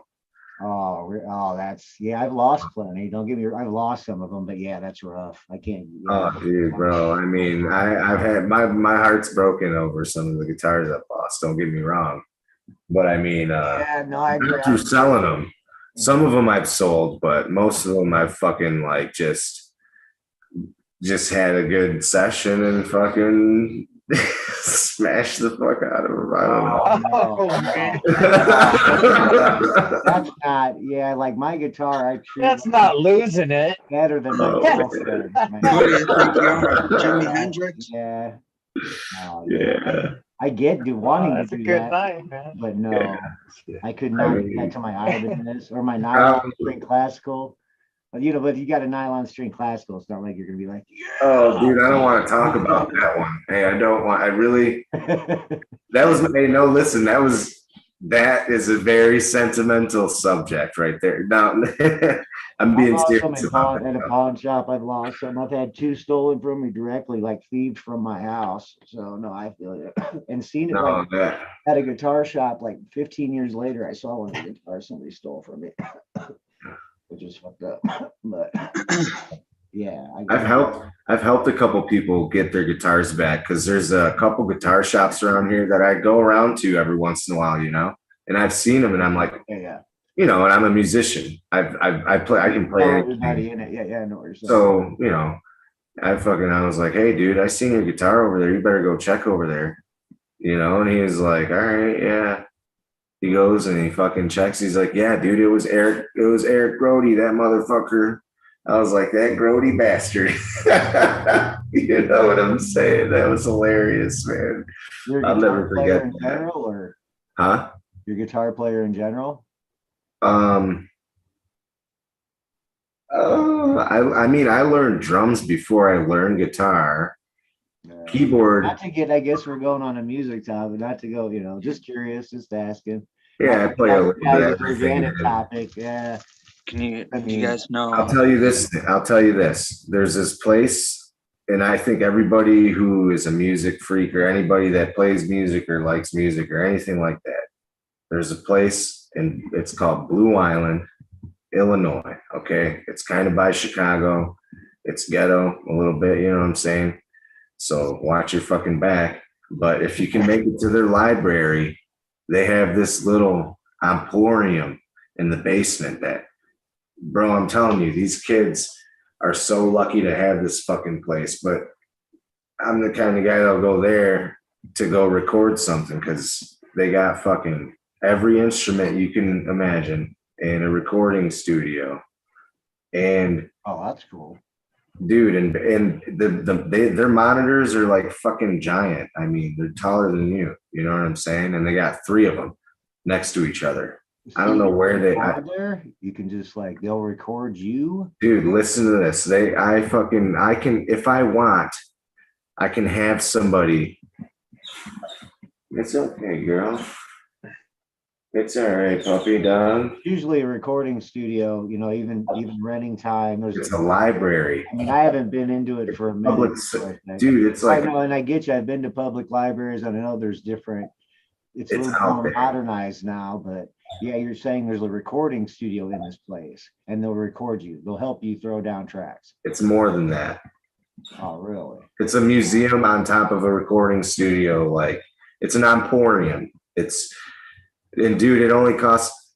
I mean, I had them put. I only did 1 song while I was there because I was going in and out. I'm just random as fuck. You know what I'm saying? Yeah. So I went there. I recorded a track with just guitar and fucking drums because I just found it out and I was meeting some family I never met and shit. Yeah, whatever. Anyway, I was like, cool. I found that place, dude. It was $1 for me to buy the CD. That's it. And I had somebody help me. The track you guys made was $1. Dude, I had somebody fucking help me. Yeah, that would be cool because I already have tracks that are pretty much made. I just need people to put drums and bass to them. Dude, you gotta check it out. Blue Island, Illinois Library. Well, I was just I was just up in Wisconsin. I probably could have gone by there. I just went back down to the Midwest. I was living in Wisconsin for 2 years. I hope, man. I gotta get back there. That place is fucking amazing, though. I gonna mean, say, I got it's family that are probably from like probably like a 50 minutes or an hour away from where you're talking about. yeah. You can drive there. It's close. I think it's about a couple hours from where I'm at now, in between Yeah. between there. But yeah, definitely. Like I'm into music. Like if I get to BSing with you guys, I mean, I love Bud and all that, but I mean that's what I use it for is art, music, and cooking. So those are my main things that drive me. The Bud's all secondary, but there's so much to talk about as far as fuck, how deep Yeah. we get into it with cannabis. Yeah, it's an endless topic on itself. But yeah, music is a whole nother beast. Music was always first. We were always singing and humming as we were babies, Yeah. Like that's natural. And I have the argument about the surfers, musicians. I do think musicians were just as, they helped get the Bud across and were, doing that just like the surfers. Yeah, there was definitely a lot of musicians involved. I think as far as, but those are old arguments. and they, they kind of got the pass, right? No one's gonna come in and bust them. Exactly. Musicians back then were like packing guns, man. The old black musicians and jazz musicians. Hey, Normal. Even the old. You can't forget about the skateboarders.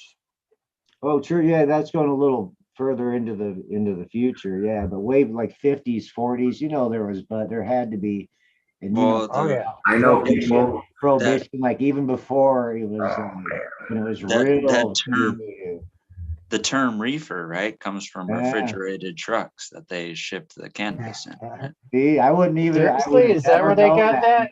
Out of all the shit I've read, I don't think I've ever read that.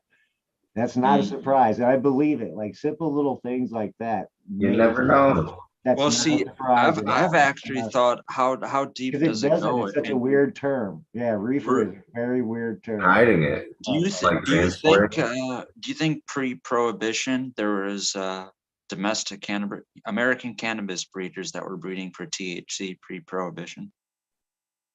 Me? Yeah. Do you think, or anyone? Yeah. Does anyone think that?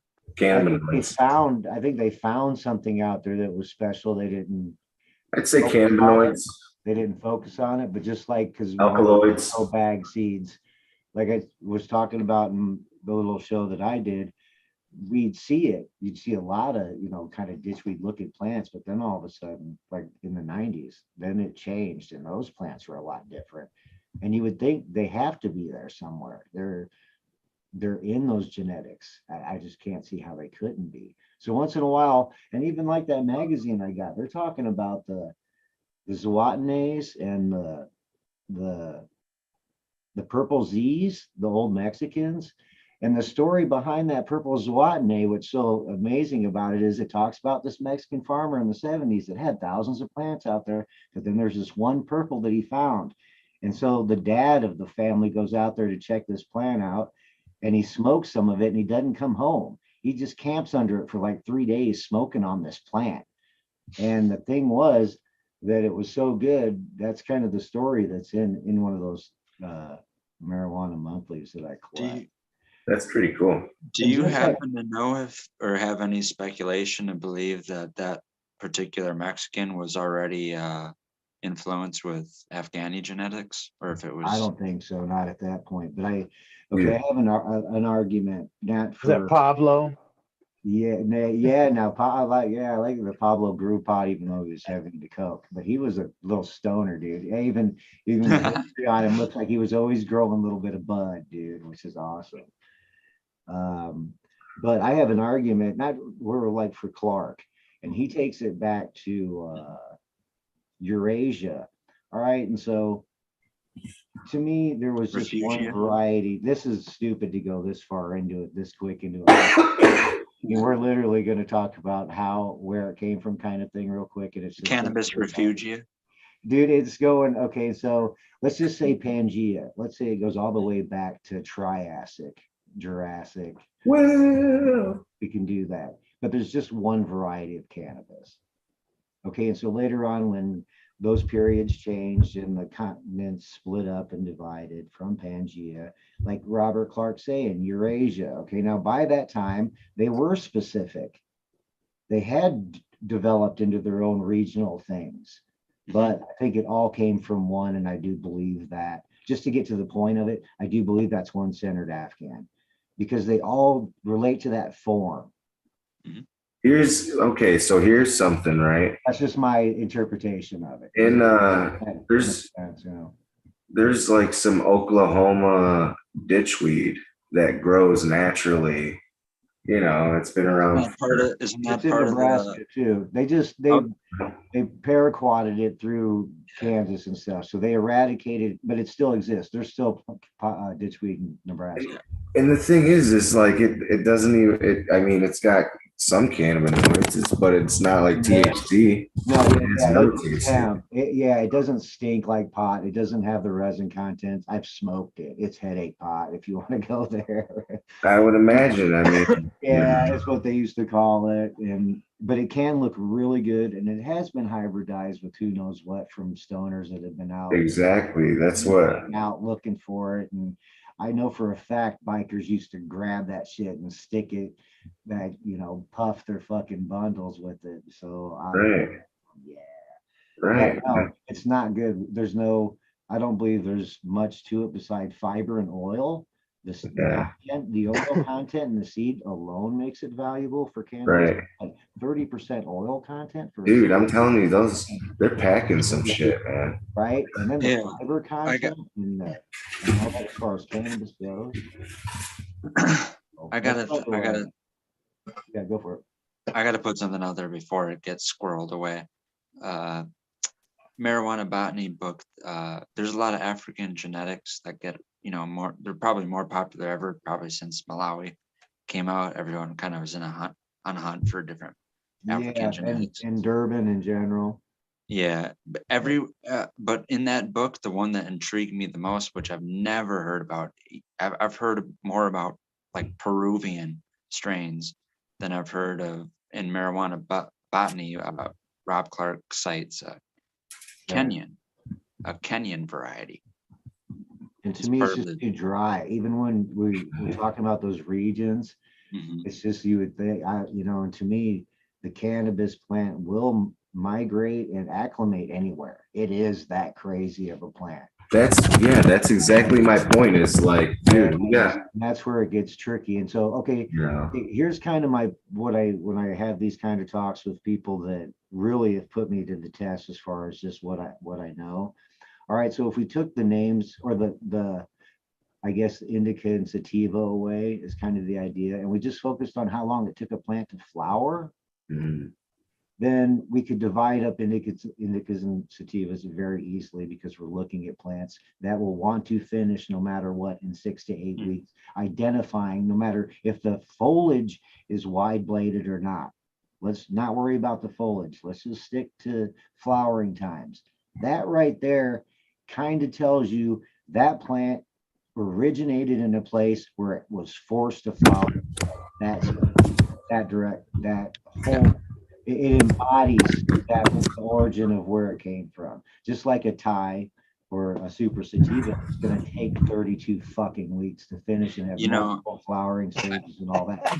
Go to the middle of that. What I'm saying, if we go to kind of what would be the middle of that, or at least a reasonable middle, that's why I say that's why I feel that that's where the mother of everything is, from just how it all branches out and changes from another, whether there's so many different varieties or not. No, they all have the same form, overall, no matter what, when it comes down to it, whether they get real skinny or like they form buds. All the males have flowers and produce pollen. So the quicker they finish off, what do you consider that? Sorry. Indica? Yeah, I mean, it has even more than indica. It's more of an acclimated, high altitude variety that has a very fast season. Very fast season. Yeah. Afghanica. Every time I hit something. True. Yeah, the true Afghanica. Yeah, the original Afghan. You bet. And the reason why I wanted to get on this computer Okay, one of the things I talked about was maybe I did in the Ortega and the differences in Oh Afghan man. versus Kushes. And so when you have a true Kush and a true Afghan next to each other, it's like, okay, well, they're both huge wide blade indicas. So how do you tell the difference between an Afghan and a Kush? Because we can tell what a sativa is, and just by its flowering time, as soon as you get skinny leaves, you're like, that's not an indica. At least, not dominant in the form of its fan leaves at the beginning of when you're doing discovery. But I have this video, and if I can show, I'm gonna try to figure this out by the next time we have some meetings or whatever, so I can share my screen. And I've got to where I ran the. Well, I think E- Go Eagle ahead. has to give you the opportunity to share. Okay. I okayed it. You know what I mean, though? Just share my screen. Right. Okay, I see what you're saying. So he would still, because I'm running through his proxy, is what's Exactly. happening. Yeah. Okay, Yeah. okay, He has. I gotcha. Okay, so He I has to already open that door up. okayed it. right. And so the I idea would okayed be it. to be able to show you guys what I'm looking at. So I'm looking at the video that I took 2 years ago as I was filming these grow Yeah. He packs. okayed it. If you can get it on Right. your screen there, then Yeah, and I can bring it up anytime. I don't want to do it now because we're already getting late and we're going to end up. I mean, it's 4:20, guys. Hey, at least. Wait, it's 420? Cheers. actually it's 5:20 out Well, there. here I'm exactly. Yeah. So yeah, it's getting there, and we will. It's on the 20. Okay, but the idea, what I'm getting at is I can literally show you guys what I mean by Afghan hash plant Versa Kush in form. It's right there. I filmed it and everything, and it's very obvious. And so instead of Well, going roads, normal. We got a 24-hour show tomorrow. and that's what I mean. And then there's that, which should be just Yeah. fun and getting high and talking shit, not being too serious. And yeah, I'd love to going down No, these but this real technical. that's yeah. We can always do something like that on the same. I mean, because it's all about learning. Oh, for sure. And You not only, know? but that's what I Yeah, mean on those don't shows forget where, you've got a comeback episode coming back on what, the 26th, right? Maybe? yeah, the 23rd. Yeah, we're There gonna you do go. another solo show because so what Oh, happened right with the on. first show? Yeah, we only That's made it to right. 2000. We only made it from my start from 86 getting out of high school, 84, 86 to like 2000, and actually from 2000 to now, I mean, fuck. That might take a couple of more shows, right? See what I mean? Because I met Hey, Simon, I met one Tony. thing, I've known Adam for a long time, but the way what happens next over those 10 and 20 years is crazy. Like we did some stupid shit, but it's hilarious. We did some funny shit. We tried to make Tony's company come back. Tony was real weird about me meeting Adam. It was just weird, but it was good times, man. And we did some fucked yeah, up shit, but nothing bad. I mean, it was all good. But an- those early another 20 cups and stuff like that, talking about that. I'm curious to see who comes in your chat. I'm dying to talk to Preacher Steve. I ran Sweet Tooth for fucking like a decade, man. Number 3 in particular, and such a fan of the grapefruit and sweet pink grapefruit lines. Fuck, I could talk to him for fucking days about that alone. Dude, hey, the grapefruit, the dynamite, and sweet tooth, right? Okay. Those two, this brand called Europa seeds, they Okay. crossed dynamite and sweet tooth and made it heavy grapefruit, and I grew it, dude. It's pretty good. It's pretty good. It's fun. It's a grapefruit. It's It's pretty a weird grapefruit. It's grapefruit's a pretty weird grapefruit. thing. It's an And the thing, interesting it had this profile. like, it has the peel, the peel, and not, like not the, It's got the like, rind It's of a it. weird citrus. not It's the a sour hay. citrus. not the hay like bitterness, it has the like peel, like the oily fucking citrusy, yeah. The only thing that like I still run right now is Old Sog Super Silver Haze, which is a sweet pink grapefruit haze. There's some haze in the background, but the reason I love it so much is because it does have that sweet pink grapefruit in the front. It reminds me so much of the Sweet Tooth. And I Okay. did run Sweet Tooth 1, but I was really into blueberry, and that was a really equal hybrid. It was just a 50-50, I think, blueberry to the whatchamacallit at that point, the sweet Yeah. grapefruit.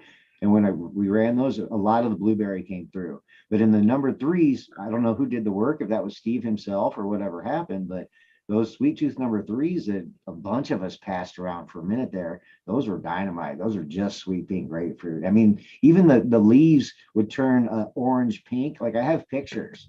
That's what I mean. So I documented that shit. Like, and I only have a handful of pictures, but it's even a unique palm that it had to it and everything, man. That's cool. I really like Steve's work, man, because I think that's Blue Satellite. Isn't that Spice of Life too? It was Blue Satellites. Yep. Yeah, and I did those too. And Shishka berry. dude, and that in particular, which is a strawberry. If anybody's ever run Shishka berry, you're looking for strawberry. Woo! And Good hashing strain. Really good hashing strain. fuck, man. Okay, so Shishka berry, the yellow, see, and now we're going to go down this. Okay, the yellow and the red, he's talking about these two moms that he did for Shishka berry. And I think he said they were Afghans in the thing, and I think they're Lebs. I've wanted to have that conversation forever because it makes sense. The red Leb and a blonde. So, man, and they were so weird to grow. They didn't grow like an Afghan. I was like, why is this thing growing like fucking, it was weird. And so those in particular, like I said, I've been dying to talk to Reader Steve. I actually called him. He makes himself available to people, and I don't know how I got his number, but I have talked to him on the phone and just been like, whoa, dude, I just don't know what to say. It's you. What do you say to the guy? There's another thing I wanted to make a callback to your episode that you brought up, Colombian Black. Yeah. Right? Is that the one you have? Was it like 190 day, 20 week or more plus? It's not even that it's that. They're just really, I don't know what it is. Like, all right, the chocolate D, I seen somebody actually make that come out and look like it was fucking chocolate. And so Colombian Black's tricky because I think what we're talking about is an Afghan Black, but the difference is, all right, so I think they're directly related because I think the profiles, like the terp profiles and the effect profiles would be different. But let's just stick to the blacks for a minute, because the one that's probably the mother is going to be Afghan Black. Just saying that naturally, by my theory, Pangea and all that bullshit would kind of be an extension Afghan to Colombia. So let's say that it migrated and then acclimated to Colombia, but at the base of it, the inside of its soul is an Afghan, but now it's Colombian. So even though it's an Afghan Black, it's in Colombian, they're calling it Colombian Black, and it's got all this different things to it. It's so much richer, and it's got a profile you can smoke, because that was the problem with the Afghans is they look great and they're big leaves and big buds and all that, but they hashed them because if you smoke the flower, early Afghan, I don't know if you guys, a couple of you guys, I think Johnny looks like he's about as old as I'm going back. It was horrible smoke. Skunk, good green skunk was good, but the early, I got to tell you though, was rough. Back in 78, 79, 78, 79 in school, okay. We had some stuff called chocolate Blumbo. Chocolate and that Colombian. stuff, oh my God, that stuff was sweet. It was chocolate flavored. Like stuff like, it was really sticky. That was the real shit. Yeah. It was like a really rich dirt color. So, brown. It literally looked chocolate. What I wanted to make a callback to is I meant to mention, I was talking about canna. I think those are related real quick, Johnny. The Colombian Black and the chocolate. There is a Colombian chocolate, and that's what I mean by people just not really renaming things, but they're all kind of connected in one way or another. I believe those. You think that was just an offshoot of the black? Okay, but think also what else is grown in Colombia? It's probably the best phenotype. Coca leaves. You see what I mean? All those plants are even grown there, so they could absorb those. Yeah. Dude, and that's another thing I connected to that is like, the coffee profiles and that's one thing that differentiates those regions to me is you gotta have the deep coffee though. That deep coffee, that that's a tricky one. If you ever notice, you get a lot of plants. You got natively growing skunks and Afghans all in a room. Like I've walked into a room on my own within the last 2 years that was mixed varieties, indicas to sativas, but as soon as I opened the door, I got coffee. Your companion plants in Colombia, the cannabis companion plants are coca, cacao, and Exactly. coffee. That connects me to all those two, and it makes sense. You see what I mean? Yeah, Coca, yeah. cacao, and coffee. Yeah. So that Colombian those gold, connections, man. I'd love to see. Like I said, that Colombian gold was. I've never seen Colombian black. I've tried to grow it. So, like I said, I have to get in contact with. He went on YouTube as Cannabis Cafe.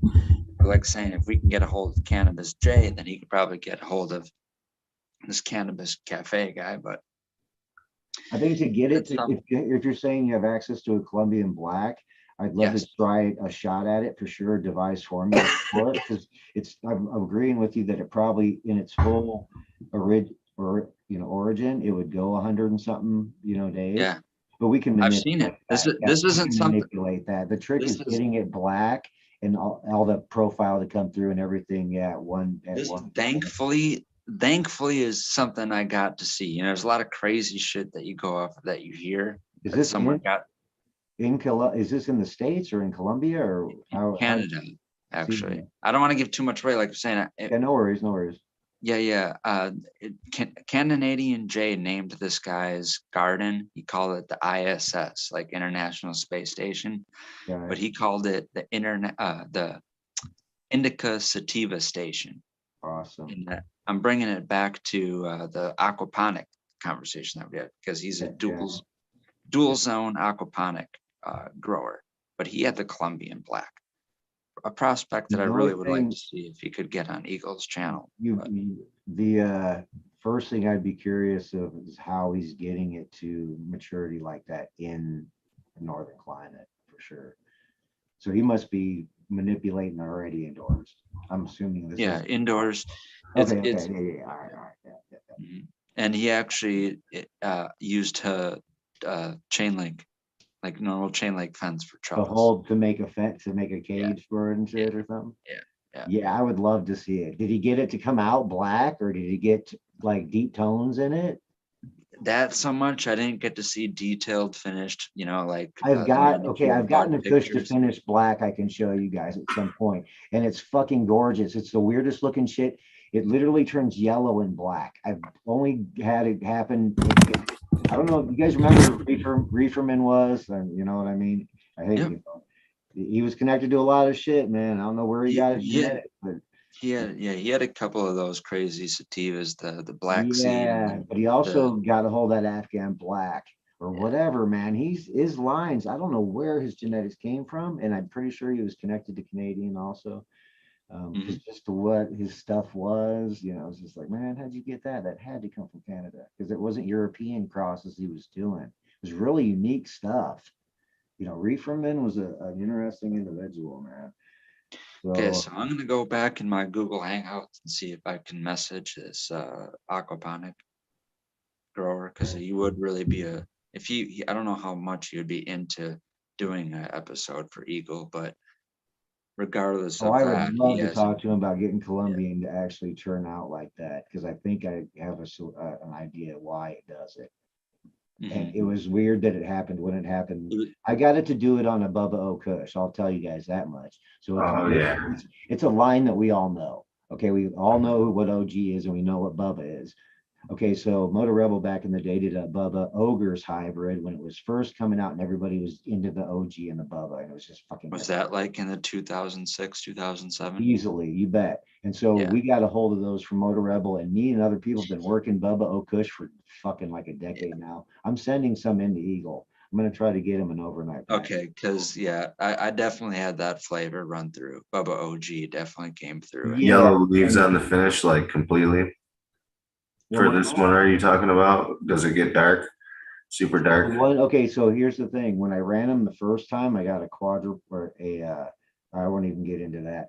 The thing with them it's still an open pool. That ogre is still in there. When I stopped at the F2s or something, I had a couple really beautiful plants. I had, I think, P98. And so what I did is I ran the Bubba O Kush from Motor Rebel and I back crossed to the P98. And I just made more of them because I'm like, I have the P98. I know it's hard. I know it has something to give no matter what's already in Motor Rebel because I don't trust breeders. you get seeds and they say it's one thing, and I did run them and they did look all like Bubba and OG. So I'm like, all right, that's cool. You know what I mean? But sometimes you get shit and it's like, this don't look like Kush's Afghans, and I'm not doing that. You gotta So know how legit they are, man. they were legit.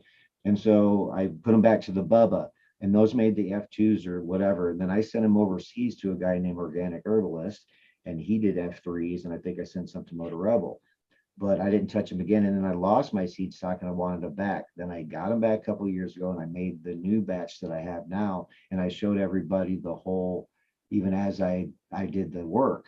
I don't know if I showed, yeah, I think I pretty much showed all of it. And the big old bold leaf, I mean, you'll see it. It's, you can't miss it. And so, but anyway, in that pool still are mint bubbas, are earthy bub, or just earthy cushes, mint cushes, coffee cushes in there. See what I'm saying? When I ran the Bubba O cushes just to see what our organic herbalist had done, he kind of went back to the pool instead of isolating for earthy OG, you know, incense hash or Bubba coffee, you know, which are very pronounced, you know, and he kind of threw it back in the pool where I was trying to push for the Bubba coffee because everybody, I think that's what they key into with Bubba, where OG's got a great high, but it's a lot more earthy and there's too many conceptions of OG. You just never know whose OG is real and what you're going to get. So at least we know what Bubba is. It's Bubba Kush, and it's coffee, and it is Kush. So that's at least that. And you can't. What's Bubba Haze? Oh, I don't know, but if you put a haze in there, you're definitely putting two polar opposites together to start. So it wouldn't. Bubba Haze. Yeah, because a friend of mine gave me a cutting of something he called Bubba Haze, and it's a very pretty plant. Okay. And it smells really good. I just cut it down, so I'll give you a review on it. Does it look like a haze, or does it look like a Bubba, or does it look like it's caught in between? I'm very rookie at this here. Okay. I was just a consumer. I have only been growing for a little over a year. So as far as knowing what crap looks like and and names and all that, that was just not my forte back then. And it was given to you as a cutting?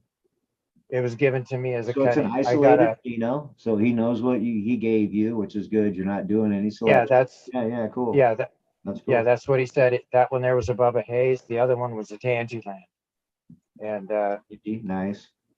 Yeah, so and they both produce some very nice smells coming out of them. Very fruity on the Tangerland. The haze, I get, there'd be a cool effect profile change there for Bubba, because Bubba, I think, to me, is very kind of one note, if not just very body oriented. It's not very, you don't get really high off of Bubba, you get a nice effect, but it's just kind of mellow and nothing too strong or anything. Well, that depends. I mean, people like Bubba's flavor profile than the actual overall power of Bubba Kush. To me, it's not very strong. No. So that must have been Bubba Kush mixed with a haze. So yeah, somebody bred a Bubba Kush and a haze together, which haze is very uphead profile. It's a sativa. Okay, so but the idea, because just so we know, you can take an indica very quick and harvest it early and get a very forward motivated up profile from an indica. Just like you can take a sativa and take it long and you'll get a lethargic kind of stoned profile from a sativa. The same sativa that might be racy if you took it weeks earlier or just forced its flower or just made it grow at like a pace that it wasn't quite used to because it's a sativa. Or it's just a Thai that wants to go real long, but you took it even to 12 weeks and thinking that was long, and which it's not for a Thai. And it comes out racy like C99. I can't smoke C99 because it's like fucking doing good coke. It's like fucking, why am I fucking feeling like I just drank a fucking 12 pack of fucking soda after doing bong hit? Yeah, my C99. Yeah, my C99 blueberry. And if that does that to you, it's C99. My C99 blueberry. I could not. I couldn't sleep on that. Oh hell no! I can't even it was, on it, let alone, I can't smoke C99 at all. It's really good. I noticed there was many a times where I'd take a hit before I go to bed, and I'd lay down and shit. I'd have to sit back up and walk around a minute because I started racing up, you know. You know, those are the strains that I was talking about. Those, and I thought it was Genius this whole time. I don't know if it's Apollo Yeah. derived. No, I think strain. you're right. I think it's Genius and everything What came is it? from Genius? Princess That- 99 and all of them. It's Yeah. okay. So Princess and Grim. Genius are two phenotypes of seeds that Brothers Grimm Yeah. originally Brothers Grimm. came. And I think someone can figure this out. I think it's a Durban Tide Jack. Wouldn't Jack surprise, American whatever. Yeah, Durban. that wouldn't surprise. That makes sense. Like Cinderella. wise, that makes sense. Dude, it's Okay. it's like Subcool says Vortex is LSD. It's acid. Okay, now I ran Vortex, like early release of his stuff on that, which was an Apollo 13.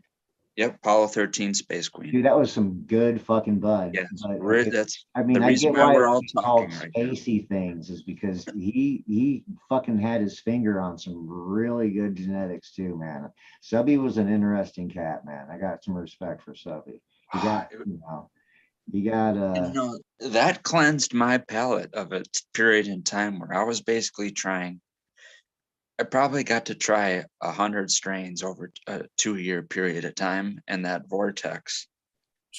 Oh, dude, I ran Ace Queen. Clear I cut ran the through Danny all of Boy. that. And that's Yeah, what I'm saying. Vortex Okay, is fun. yeah, I can say that about at least 3 of his lines.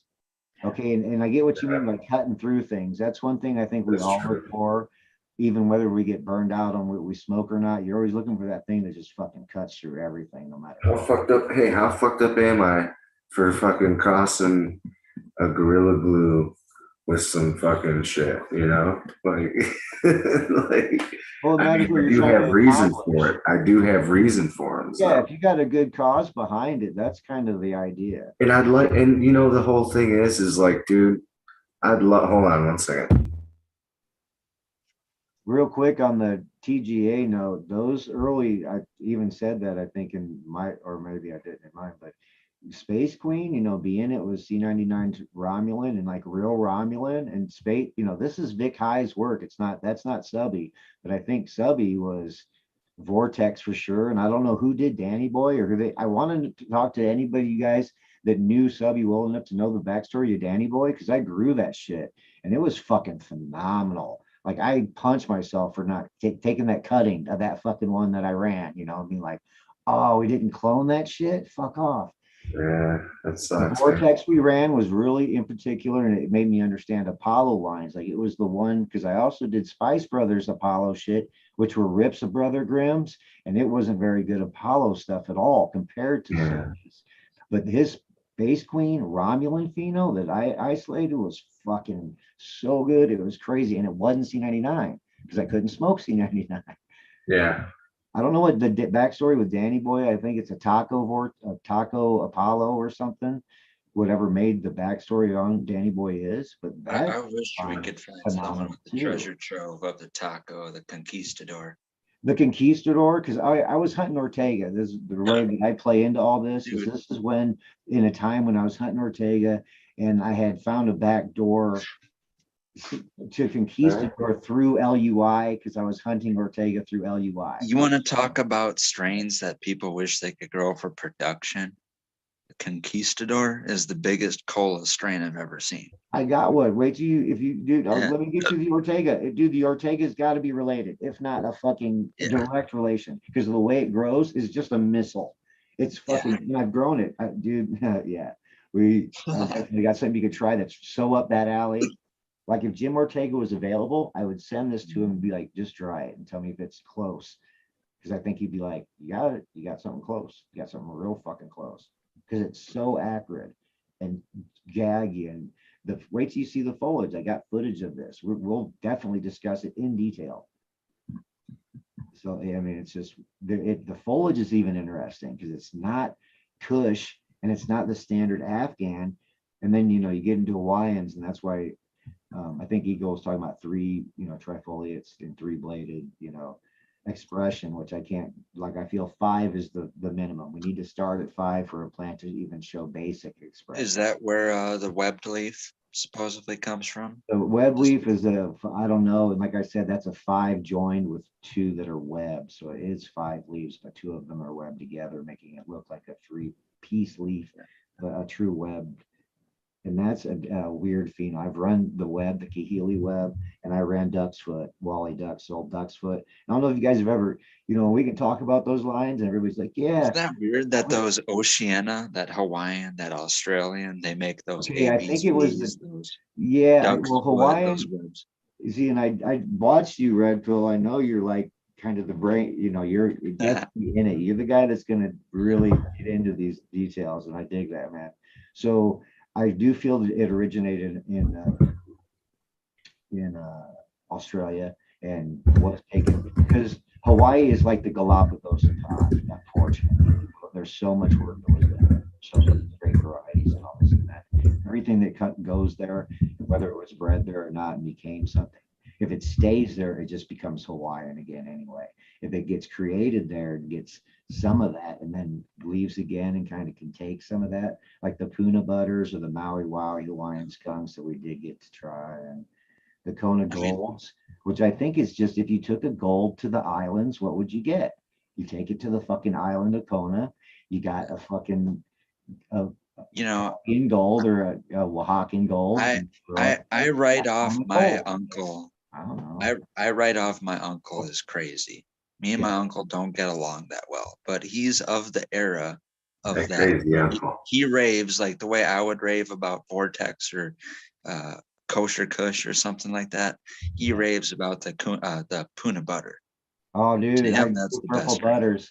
Dude, it's a Puna butters offshoot, dude, and it's for real. We're talking.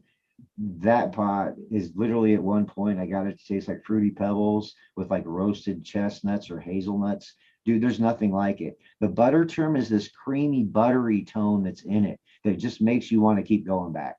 It's fucking so good. It's rich. And then the high is Hawaiian. It's Hawaiian. There's just, I don't know how to explain that. I mean, I focused on Hawaiian for a while. And that's why, because I did grow the Maui Wowie skunk, which was really good skunk.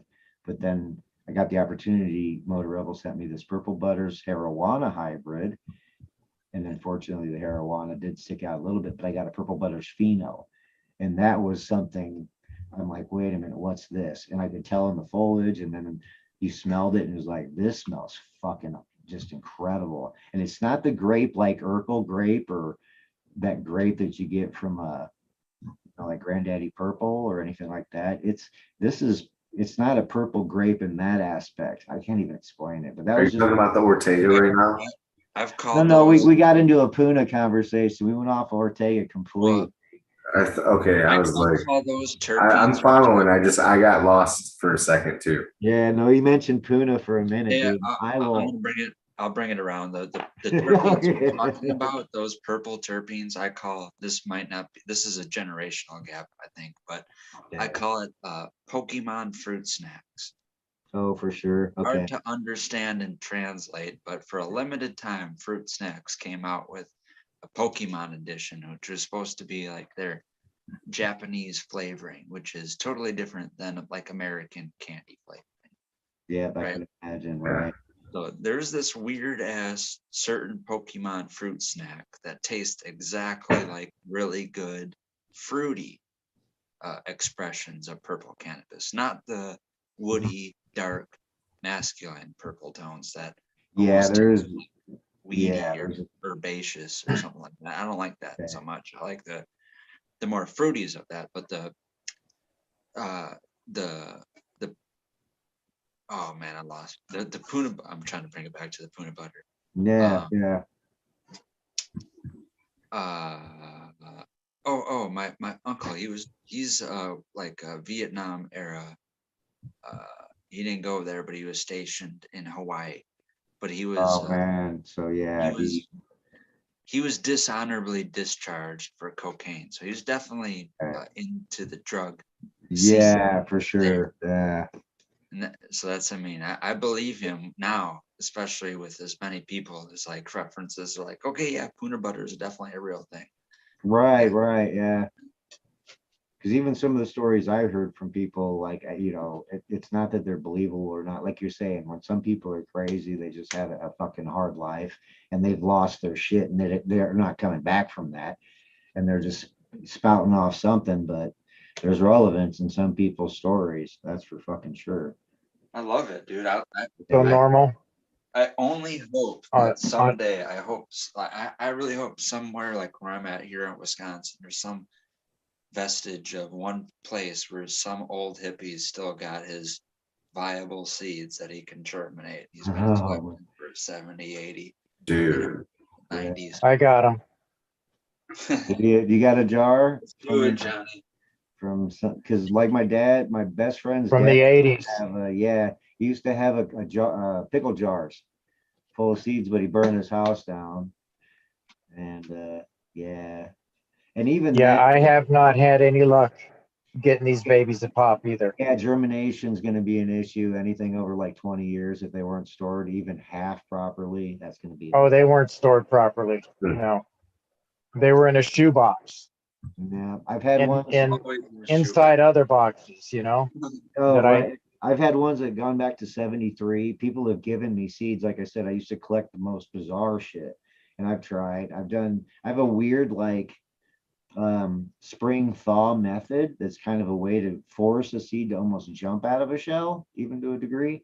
And it's like faking a winter thaw into spring kind of thing. So you start almost at a frozen point with the seeds. But I've tried everything on seeds that literally go, like I said, 73 or 72, I think were the oldest seeds that I was given from somebody. And I don't think we got any of them to pop. And hey, I got a question for you beyond that. No.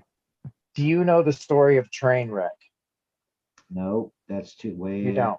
Yeah, and it seems like all I know, it's kind of the green crack thing, Trainwreck. These are very I guess I didn't get, they were just things I weren't interested in because it sounded like they had lemon or very citrus profiles, and I think I told you guys that that's one of the most common things, and I avoid that because it's when you hunt through a lot of skunk lines, a lot of any kind of lines, haze lines, Afghan lines, lead lines, you'll notice that's the most common thing. I'm right along there with you. I did that. Yeah, so I just avoid them unless it's don't get me wrong.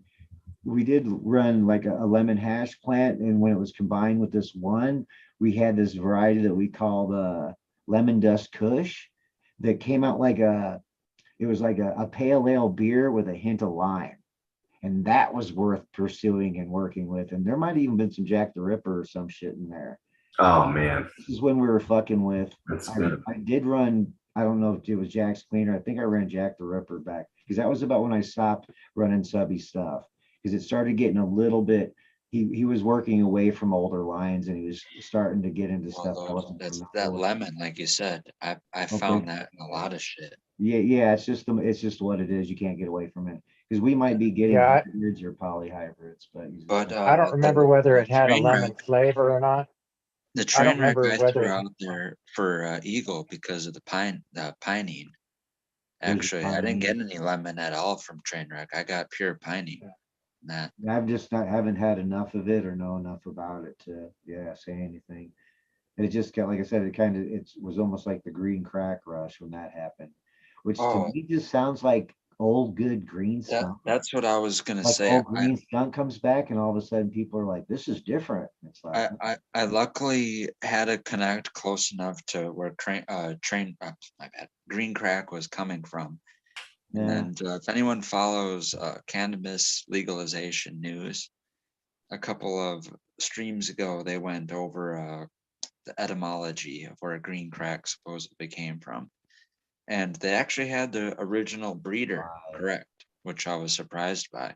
But then it spun off into this thing like Snoop Dogg was smoking it and said it was so strong of a sativa effect, it made it feel like he was smoking crack or something like that. Oh, see, that's fucked up. I know it. And I actually know their actual real. That's kind of fucked up. I know the real There's a lot of story. implications going on. That's The real story of why it's called green crack is because the person that bred it was handing it out to people, and they'd come back to them so fast. They'd be like, Okay, which is smoked all fair. that weed. Yeah. I smoked all fair. that weed. Yeah. Can I get some more? Yeah, so that, you know, and I get that. The haze, you know, that's almost how people act on certain bud in general. When it's that good, oh yeah, they're coming back for it. You bet. Probably. So that's what he Keep calls smoking it. This is Smoking it, green too. crack. Doesn't matter the It's name or nothing. If Yeah. if they like it and it works, they will fucking definitely be back. This shit, I can only smoke fucking so much of them. Like, you know. Yeah. Well, and by the way, with green crack, most dispensaries I had in Colorado, they do not have the green crack that I had.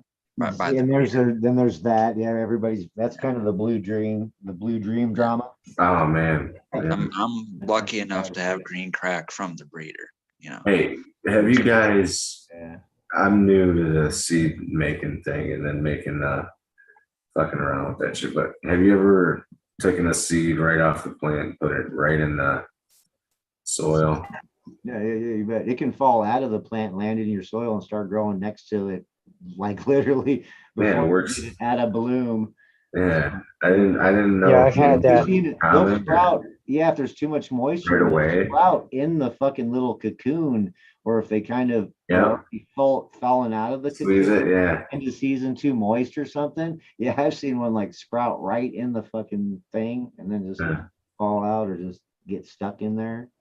I know they fall down That's naturally. I'm not dumb, but I'm just saying, like while it's still fucking going, you know, like while it's still going, it's like I took one off and I put it in there and it's going, and I'm like, wow, that's cool. Did it start growing or no? Yeah.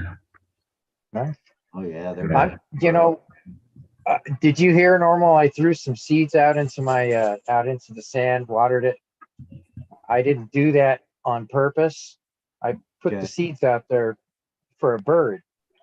It didn't eat it. Right. But I just left them out there, and I didn't even think about it. And I watered that area because it's where my raised bed's going to be. I got a bunch of sprouts out there just from those beans. Yeah. And it's just plain sand. That's all it is, just desert sand. It's not even. It's super aerated. I mean, sand is sand, but I mean, yeah. Water rips right through it, so you're basically doing hydro. That's what you do. Yeah. I guess so. Yeah. You're doing hydro, whether you realize it or not. The only problem with sand, it's very heavy and it compacts. It does compact. As soon as you moisten. Oh yeah, this stuff will concrete. It'll suffocate. You know, that's the only problem. Johnny, You need other aerating agents in there. What kind of pests do you have the main issues outdoors there with your? Do you do outdoor there for a short period or?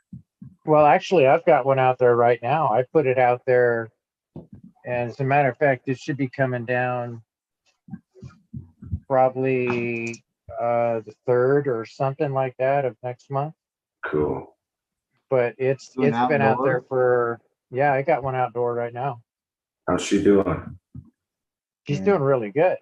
Sweet. She's not as bulky and thick as these guys inside, but man, does she have a unique smell because she's a clone. Yeah. So I know exactly how they grow inside. Yeah. And I'm really curious to see what she does outside. Right now, she's just starting to get some pistils. The one. Hey, you're still cool. So the flow I did indoor compared to outdoor, right? The one outdoor, But I had to Frosty, give it. I had to give it 4 more weeks. Frosty's sticky, yeah. Outdoors, so I don't know. It was crazy. I'm in Michigan though; it's totally different. Well, yeah, I'm up in Vegas in general. Yeah, outdoors tricky in general. So you guys definitely got your work cut out for you. Well, I don't know what it's gonna do. You know, I've never grown anything outdoor. Matter of fact, this is the only thing I've ever really grown. Yeah. Is this. Oh, okay. Watch out for rabbits and deer and shit too, or any neighbors that might smoke weed and identify what's happening. Well, I know my next door neighbor's a smoker. They've already seen it. I showed it to them. Yeah, they're cool. And, yeah, they're good with it. But as far as I've walked around my place and nobody can see it, but my goodness, you could smell it. Hey, Johnny. So rabbits and deer, yeah, you just gotta watch it. Rabbits will Well, eat there's no deer. There's some no, there are some rabbits that are around, but they've been pretty much trapped out of our park. It's free fertilizer. yeah, that it's is, great, yeah. but they eat the stalks like rabbits are definitely an issue. Yeah, it'll be chopped down in a second. Scrub, yeah. But the Yeah, that's bigger good they are, water. all right, when they get big and won't chew all the way through, but a young plant, a rabbit will eat that like it's nothing. Yeah, you leave them enough cover. You got enough cover crop or anything like that, they'll eat that before the. Yeah. Oh no, there's Companion no, cover. there's nothing like that. I got cinder blocks around it with some square tomato cages that I put together and made a basically kind of like a little greenhouse with an airflow mesh top on the top, so it flows through. You know what this there. is? You know what the variety is? You said it's a clone of something. Yeah, it's Gondog Mimosa, Okay, yeah, I have no idea. and it's Red got a very Yes. You gonna wrap her up? Wrap her up. You want me to take over? Yes, sir. Yeah, Just because I was ready know to how go to run the reins. a half an hour ago, right? Yeah. I think Yeah, I can But handle if it. you, I'm actually all right, I'm with you guys for a little bit. I'm gonna do a dab All right, guys. here for about Let's a hang minute. out. Let's all do dabs. Let's hang out together a little bit All right, longer. Eagle. I got to drop out. I got to get some rest for the 420 episode. But you guys are welcome to hang until you don't want to hang. And Red Pill hung it up last time, so he knows the routine. Johnny, you got to get used to the routine, so I can pass it over to you one night as well. But you guys got this. I love you guys. All right. You guys Appreciate know the you, man. deal. Brandon. Do All right, something nice for somebody. Random acts of kindness. I'll see you guys tonight. 420 episode starts at 12 o'clock tonight. Kicks off 12 o'clock Right to on. 12 o'clock. 420. We'll be rolling all day. So I look forward to Looking seeing forward. you guys. Have a good day. Fuck yeah. All right, I'm brother. out. Rest Have easy, a good man. one. Peace Yeah. out. Later, you go. Cheers. Thank you. Man. Yeah, thanks, All right. Eagle.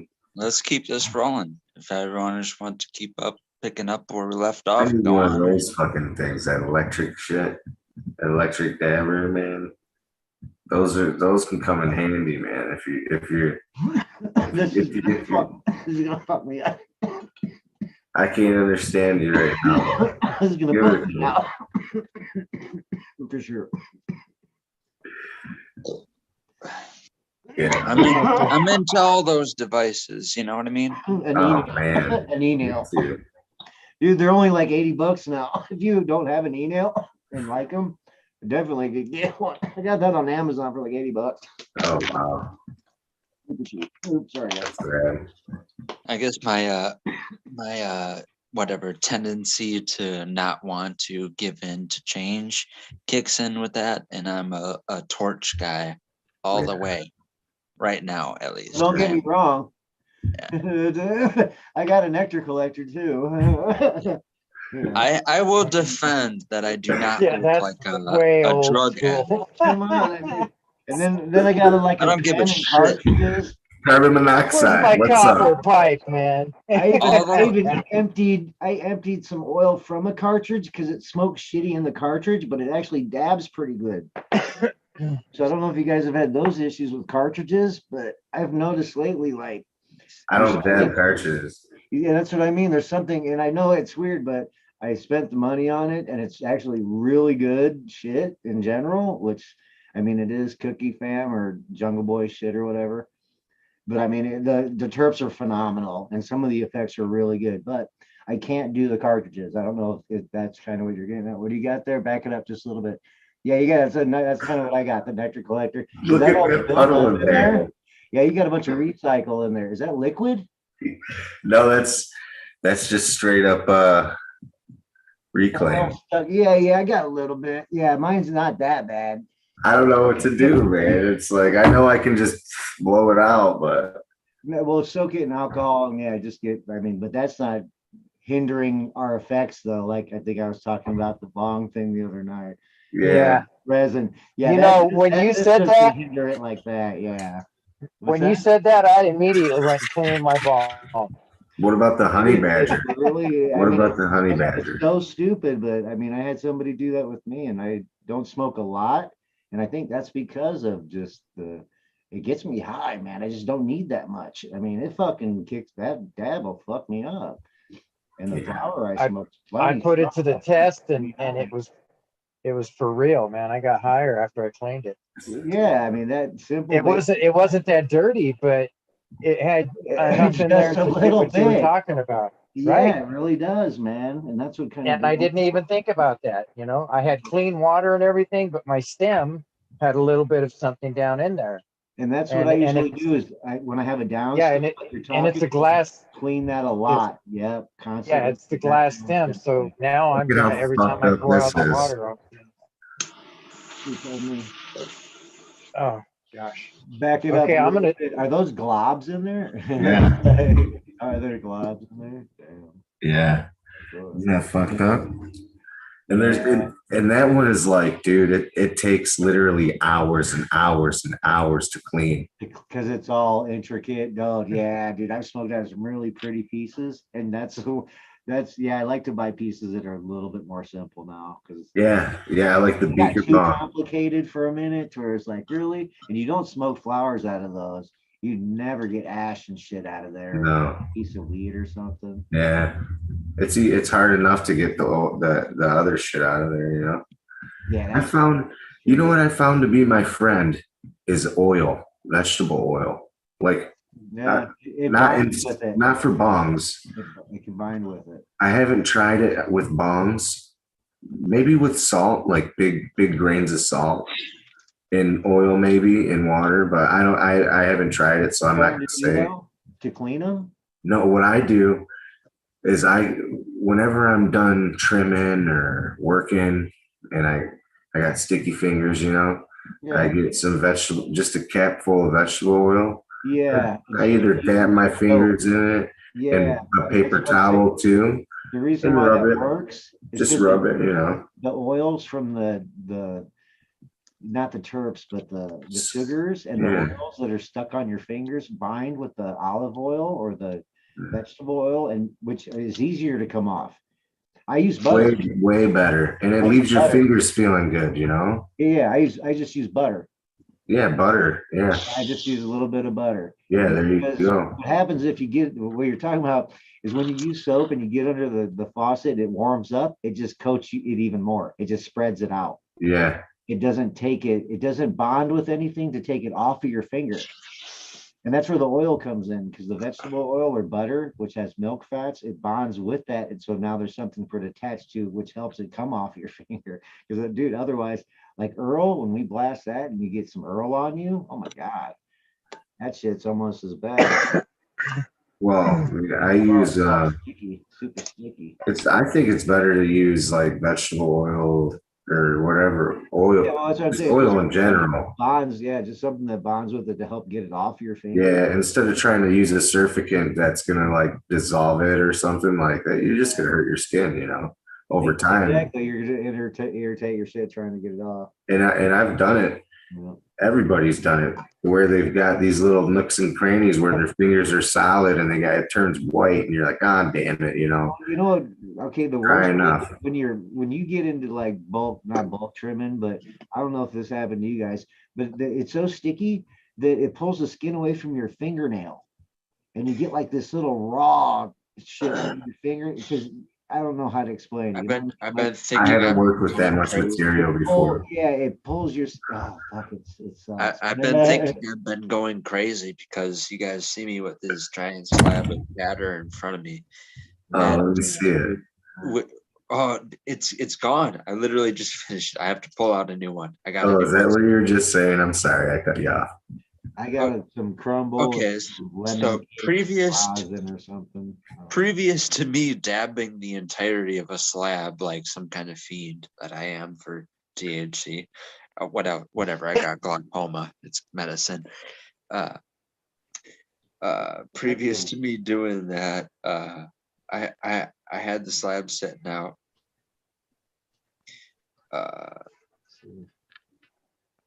Well, I don't know if you guys can see that or not. Oh, that's pretty. Yeah, Talkin. you know what? That looks nice. That's the Raspberry Waltz number 3, the Urkel dominant one. Dude, I was gonna say that kind of looks like it reminds me of a Quirkle kind of look to it, you sorry. know? Hey, Corkel's an Urkel hybrid too, dude. I know Yeah. that for a fact. Yeah. Dude, I was like, that looks like a Quirkle, like kind of. Guaranteed, you'd be like, man, this is familiar. That looks beautiful, man. It was just a strange thing, but what I was going to say is I have the tendency of this shatter flaking apart and getting stuck to my fingers, and I Easily. actually don't sense it or notice it for times and for like maybe hours or like much Right. of the day. Because it just And I sits peel there. it off. I eventually find it and peel it off, and And it peels smoke it. off a layer of skin. Oh like you're no, talking it bonds with you. Oh fuck. Yeah. Usually you'll find chunks of it like stuck to shit or in my hair or just like on my pants. Because if you wash it, what happens is Yes. it's on your pants and That's you what I wash mean. it, I sit it up kind of from soaks into places. your I'll like clothes. sit. Fucking I'll like hair goes away, dude. It's some fucked up shit.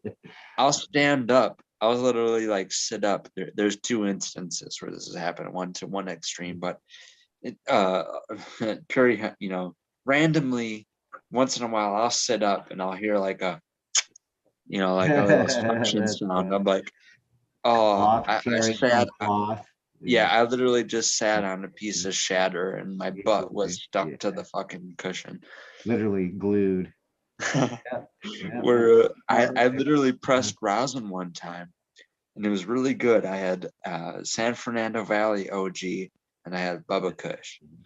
And the San Fernando Valley OG pressed out and it was a little bit more saucy, a little bit more liquidy where it was still it had a tendency to stay attached to the paper a little bit more. I wanted to stick on to the parchment a little bit more. Yeah, I've noticed some of Whereas- them are, they don't like even a silicon pad.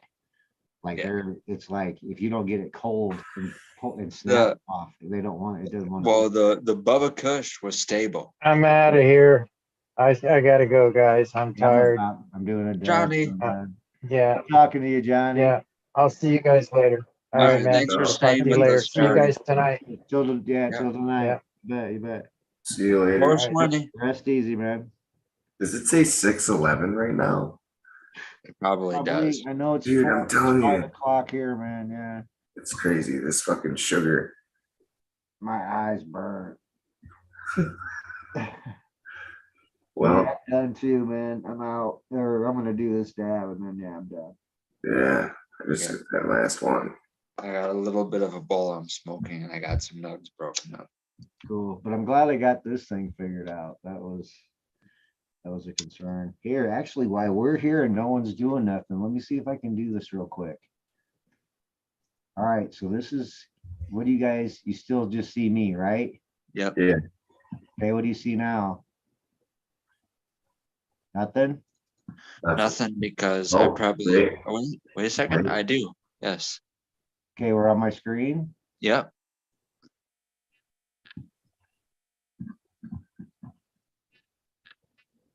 We're good. We're good. We see everything that you're seeing on your screen, just to let you know. Perfect. This is just cool. It's kind of weird. Perfect. This is my database. Cool. This is for real. Yeah. You can see, okay, now I'm going to run a movie. I want to see if you guys can, if this is, nope. I build my own PCs, man. I've been around long enough to know how this works to a degree. Nice. This reminds me of. Hold on one sec. Okay, so this is not even too right back there. So you can see my pointer and everything, correct? Yeah. Yep. Awesome. That's the Bubba O in the corner. You see it hook her up like that. That's too much nitrogen. They already backed it off. Straight. Yeah, we'll be able to get in some really good topics, man. That's the grass skirt, Island Sweet Skunk grass skirt. The other one had too much nitrogen. But at the end of this here, I showed the Ortega. This is a throwback plant that I have. That's one of the hash plant forms, that missile, and that's definitely it. And this is one of the Ortega phenos, and that's the Bubba O. And the difference in how they can still be wide bladed, but very different in that form. You can see it. I mean, it's that simple. It's definitely, nowhere near sativas, but cool. That worked. You guys can see this shit and everything. Yeah. Perfect. Beautiful. Awesome. All right. So yeah, I literally have decades of this kind of information. Oh, that's amazing. Yeah. Thank God. It's pretty disgusting, dude. Like literally, like I'm bad. I'm really, really bad. You don't know what all the catalogs, everything, dude. I documented everything. It's fucking endless. I'm telling you. I didn't document everything. I did, but I didn't. The things I documented on are on things that are unretrievable. I can't get. But anything helps to a degree. But yeah. All right, perfect. Well, works out wonderfully. But yeah, there's so much information. Yeah, this is gonna be awesome. Hey, there's Colombian gold, at least one of them. And that's very, very kind of what we're looking for. I think this guy got a little dark in the later, and that's why it's darker here and lighter here. But it's indoors. Dude, I got one. Hey, I got one. Not a. You're probably gonna hate me for this. I don't know exactly. All right, it works. But it's a 15. It's a 15 weeker. Oh yeah, I can imagine. And that's it looks like that, but it's starting to have some kind of deficiencies, and I don't know if it's because I didn't know about it. On the back end, it's usually always potassium, phosphorus, because if it didn't eat all its nitrogen, then it's going to start re-vegging or starting new growth because it's just looking for food. But if it's not looking for food and it's resonated and looks like it's finishing normal, just kind of hungry still, hit it with something that's got phosphorus and potassium. Dude, it's still like middle for it. Go heavy phosphorus, or at least not heavy, but something that's going to get maybe some carbs, some type of sugars for it. Yeah, I've been giving it some potato water and shit like that. I do silica just to help. I don't know. There's kind of this. I mean, sulfur is good mid to late additive. Yeah, it's the hungriest one out of all of them. It's the only one that has anything wrong with it. Yeah. If it's still got some green on it, then just keep pushing phosphorus. And even tip burn, people say, oh, you're frying the tips. Frying the tips is just let you know that's as much as it can take, but you can push up until you see fried tips. If your tips aren't fried, fucking go ahead and push your numbers a little bit. Push your phosphorus and potassium levels. I do organic, but with that one, I might have to. There. Yeah, that'll make it. I might have to do something with that one. Foliar, possibly. No, it's too late for that. Yeah, because it's going to be slow uptake. Yeah, something that's going to react that quick. Yeah, that's going to be. I got this. So I've been using this. I just ran out like a week ago, and I think that I need to hit it 2 times a week for it, And yeah, you bet. It's this raw NPK. I've been using that. Yep. And that shit's fucking awesome. You're mixing your own formula? Well, I could do that. I guess I have the stuff. I just don't know. Hold on 1 second. This is this could be a long conversation, man. I mean, because if you're I do appreciate brands that I went through the the process of, instead of having a whatever commercial / industrial / horticultural grade fertilizer, they went past that, and they're more towards the research / analytical grade. They purified their things where you're not getting stupid ass residual fucking non-dissolvable shit by the when end. You mix it up. Yeah, it's stuff I don't mind laying around in the soil. I've done bioorganic is kind of I'm not doing a hydro clean and I'm not doing a heavy soil. I kind of like this space in between. Mm-hmm. But I feed my plants everything that they're getting, even though I start in amended soil mix. But This isn't. I control the back end. Yeah. This isn't a shout out for either brand, but Floraflex plus Ramo Newts to me would almost be complete because you use the Floraflex as the base. The You say supplementary. Remo, like Remo Yeah. the grower? Yeah, Ramo Newts. One more time. Ramo. R-E-M-O, Remo. Yes. Okay. Yes. Yep. So especially where it becomes his velo. What about organic?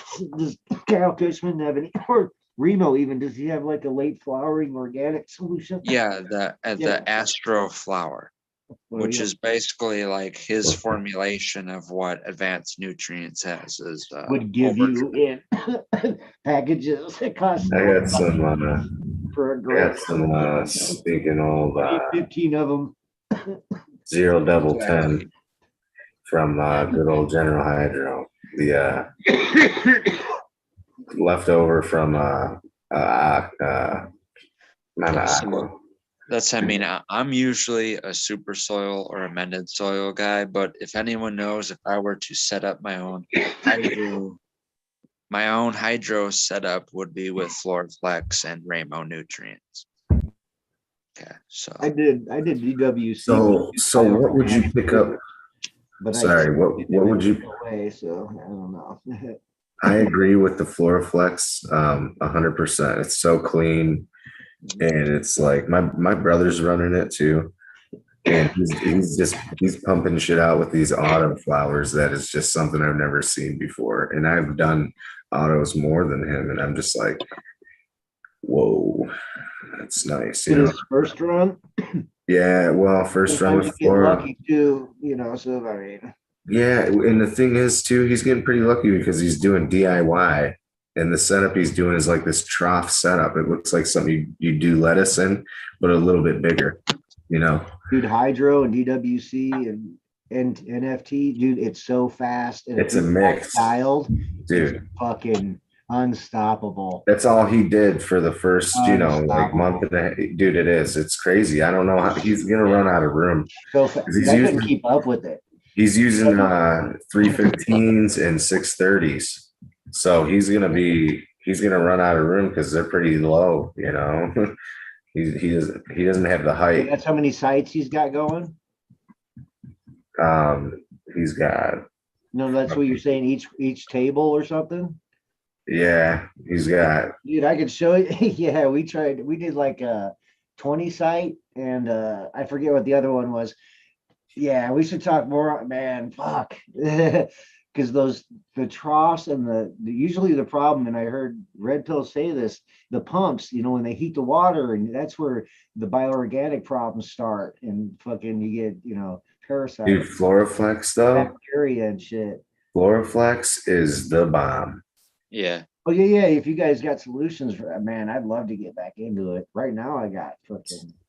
I was thinking about getting back into it just to pump out some Floraflex, man, honestly, because it just, I want to be able to be like, hey, here's what the potential of my fucking shit has to look like.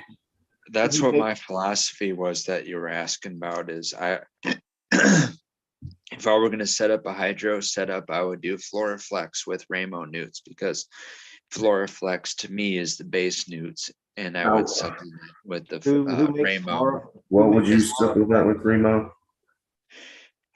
His Astro flower, maybe the Nature's Candy, but basically I would delete the Ramo Nutrients base nutrients, the part A, part B type shit, because I'm already using the Floraflex, but I would supplement in veg what he has as VeloKelp, which is just a bunch of B vitamins and amino acids.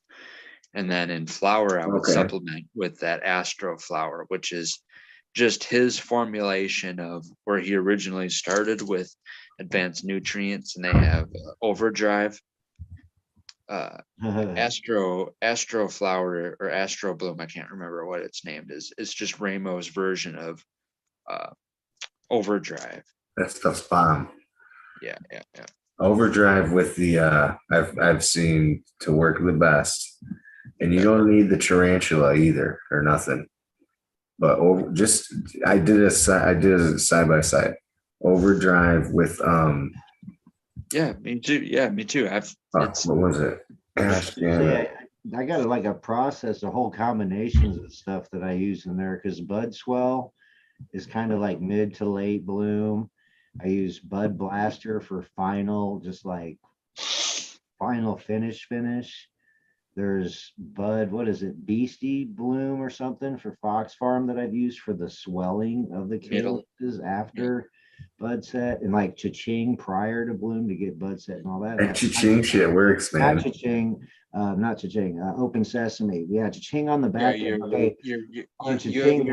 What was the you have your Open Sesame is like the That's bud the igniter. Yeah, exactly. Bud Bud igniter, or even like Bud, the even Beastie like Bud Blooms. Blood.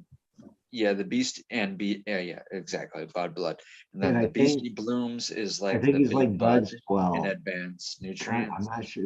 I'm not sure on that one. Beastie Bloom is a weird. It's like a 0.5530. Yeah, the Beastie Blooms is like the big Tons bud of for pecan. advanced nutrients, and then the Yeah. Overdrive is your cha-ching. Is the late, yeah. But okay, now this is what I'm saying. Out of all those products, and that's what I'm saying, I've used them. Overdrive I'd used before cha-ching. I've been using cha-ching literally in the last couple of years and didn't see enough response from it to be like, am I really getting my money from it? Okay. So I went from cha-ching to Bud Blaster, which is actually from Supernatural Brands, and it's a salt.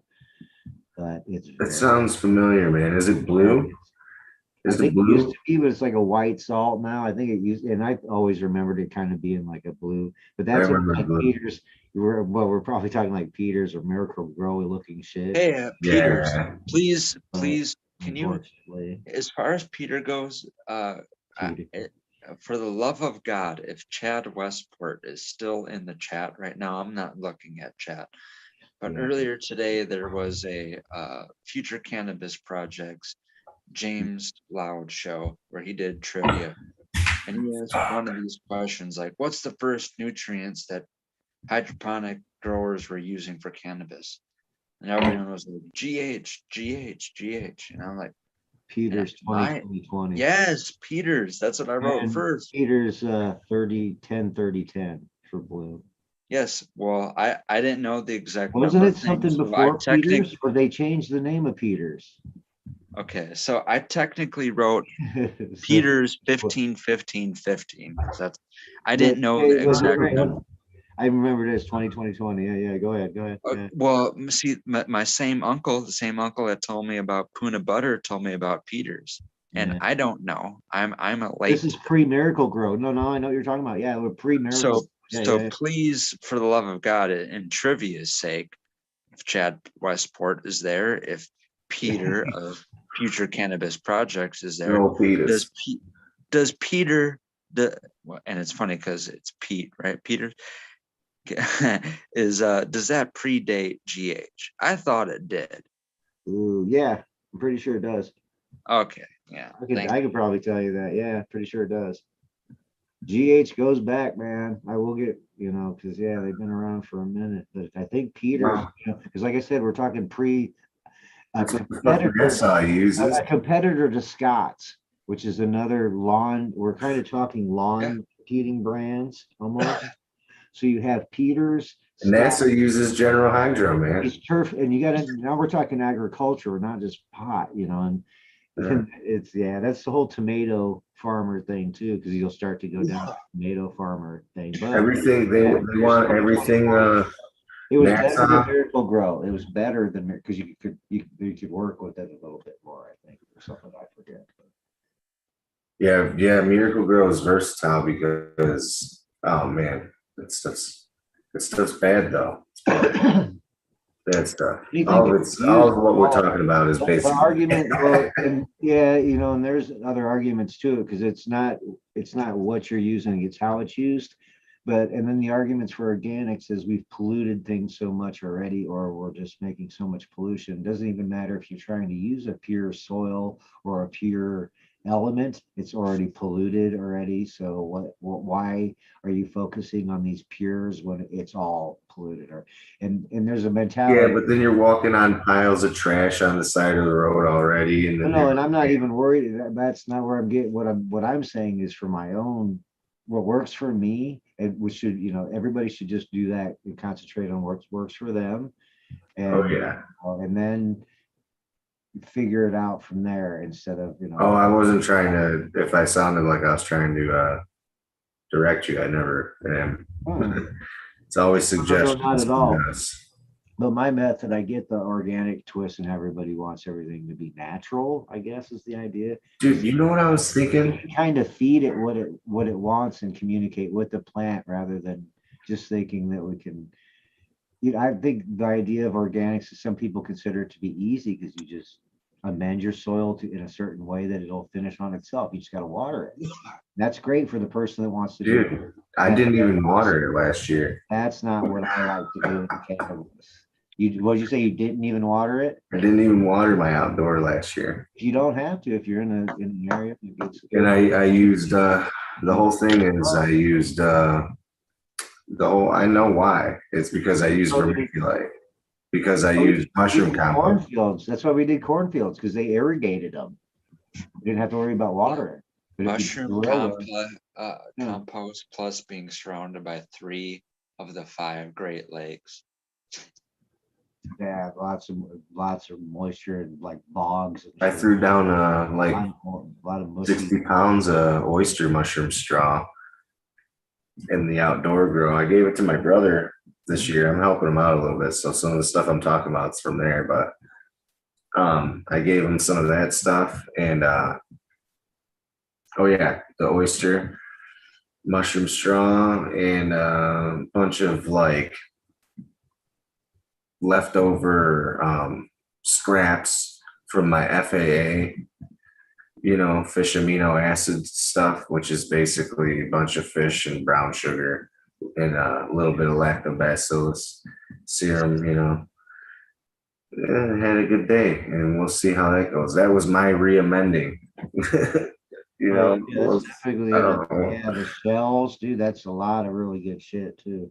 Dude, yeah. Oh man, and there's shells. I don't know how, but how do pulverized shells, communicate?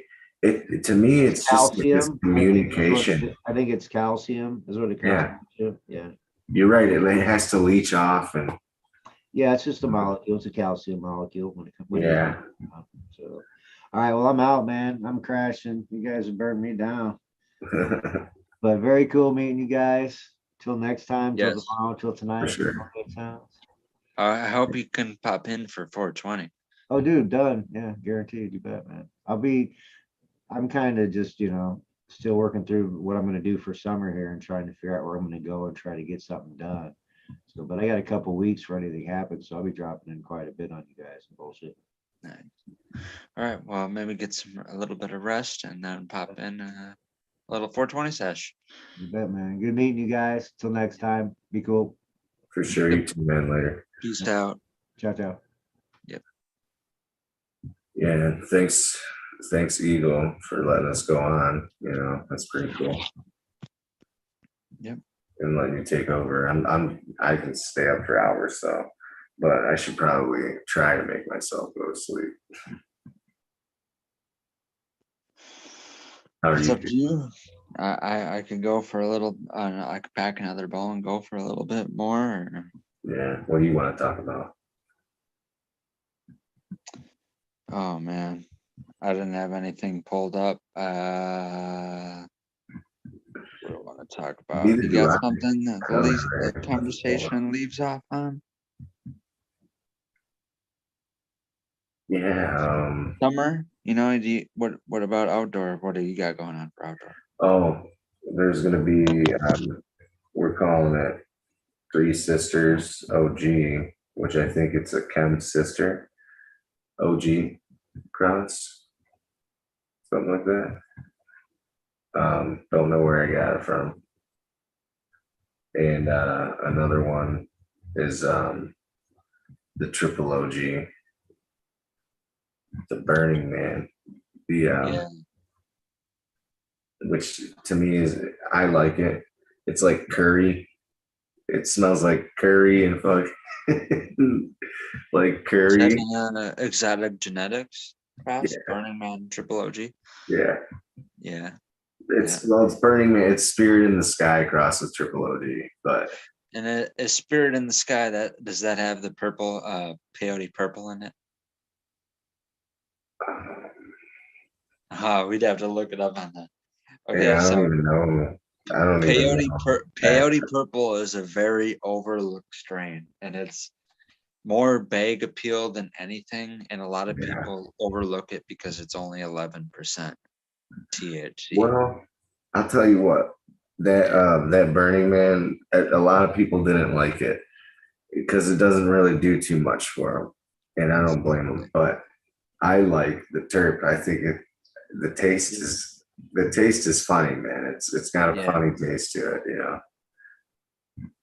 I can appreciate it. Yeah, I like that kind of shit. I'll sacrifice that because, like I said, if you can provide, if you're a caretaker for yourself, you can provide your own medicine.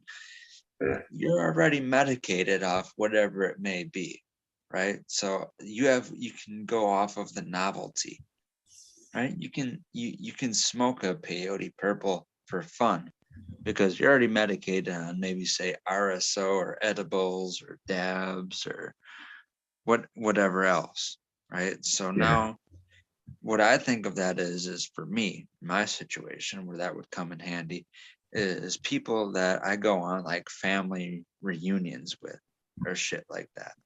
Or they don't want none of the weed that I like, they don't want. They want Because wedding cake. One hit off of a joint is going to make them feel like they're on acid. Oh, right? Okay, yeah.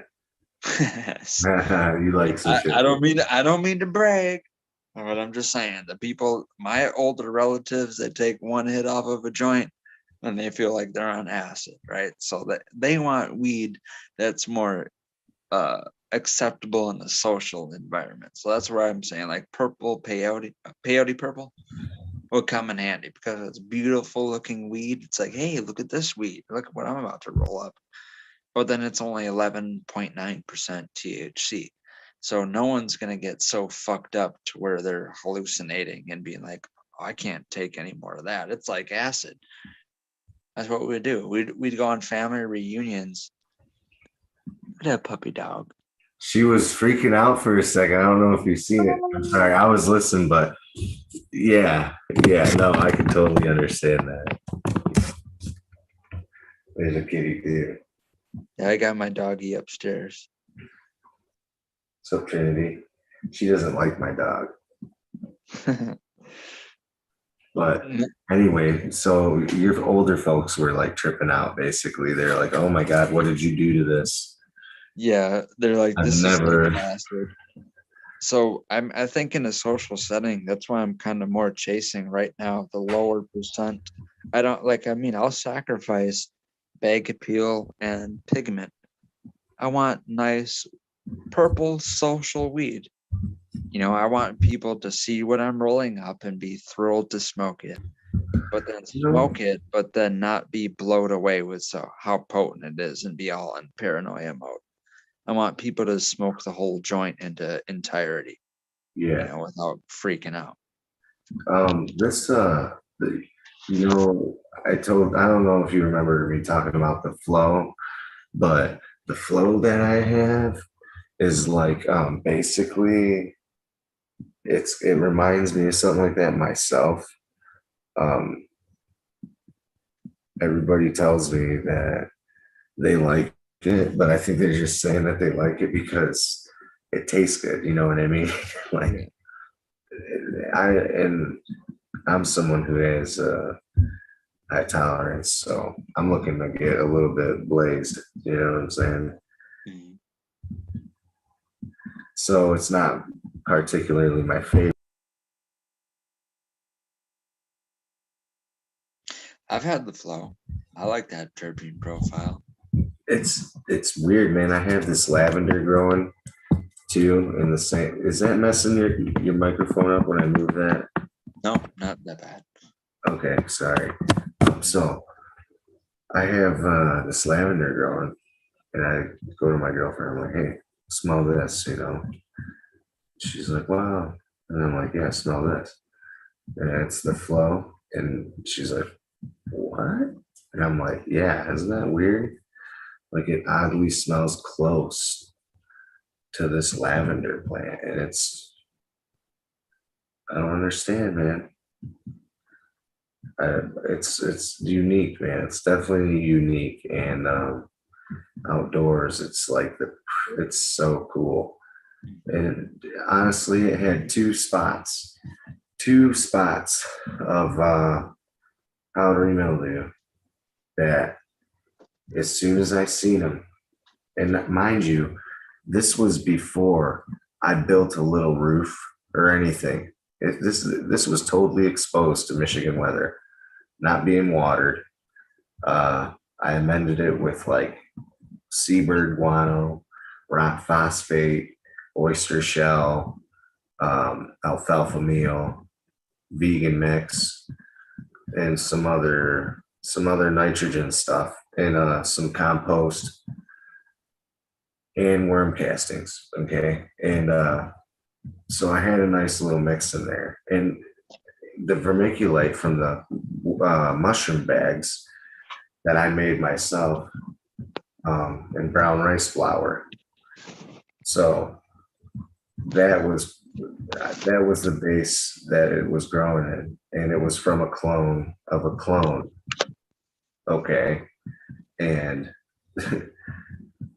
which was weird that it threw a seed out, I guess, but I kind of let it go really long to where it was like dark purple, and the leaves were like it still wanted to go. I mean, it could have went till December, man. But dude, I literally didn't have to water it. It had two spots of powdery mildew that I hit with what did I use, man? Oh, I used something that was I think I used my OHN, honestly. Yeah. That's when I was using the OHN a lot. And I think I just used the OHN and lactobacillus, to be honest, yeah. I would hit it with lactobacillus and then I'd hit it with that. But dude, that stuff, it was incredible. Anyway, I don't like it that much. you know, but I do like it. I liked it when it was totally finished. Indoors, it's kind of hard to finish like that with everything else going on.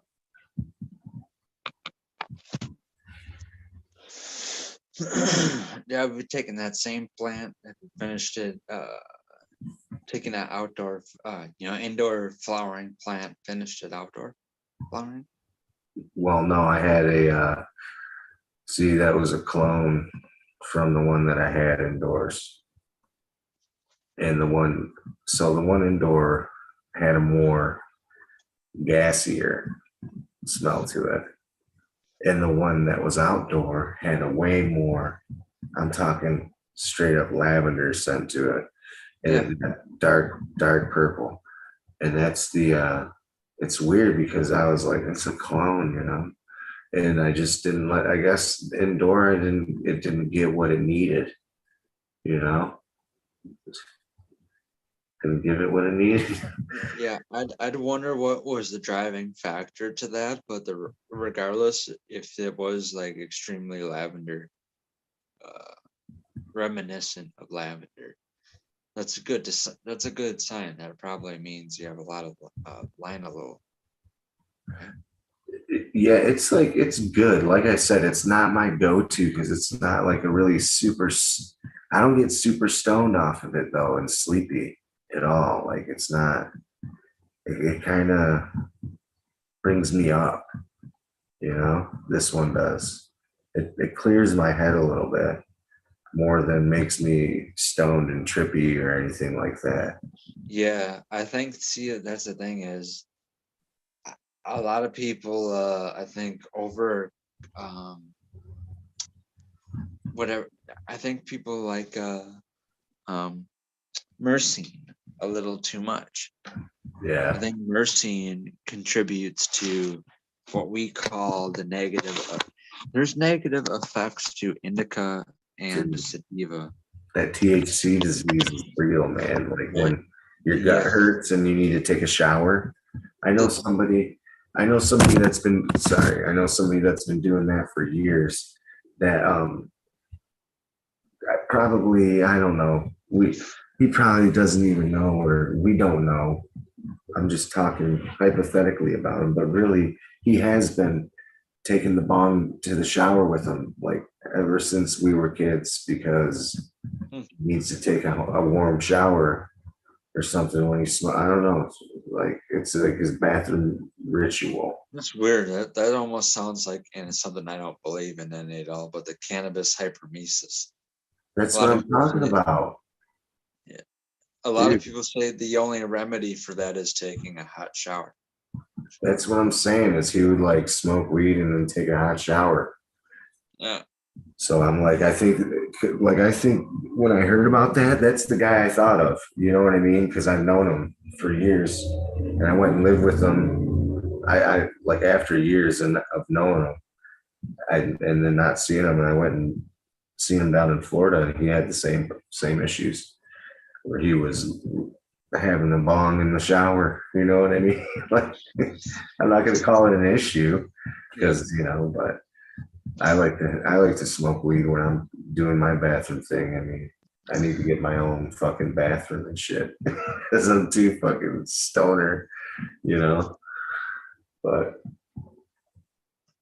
yeah, that flow, the lavender terp is real. It definitely is. And my problem is it doesn't get me to,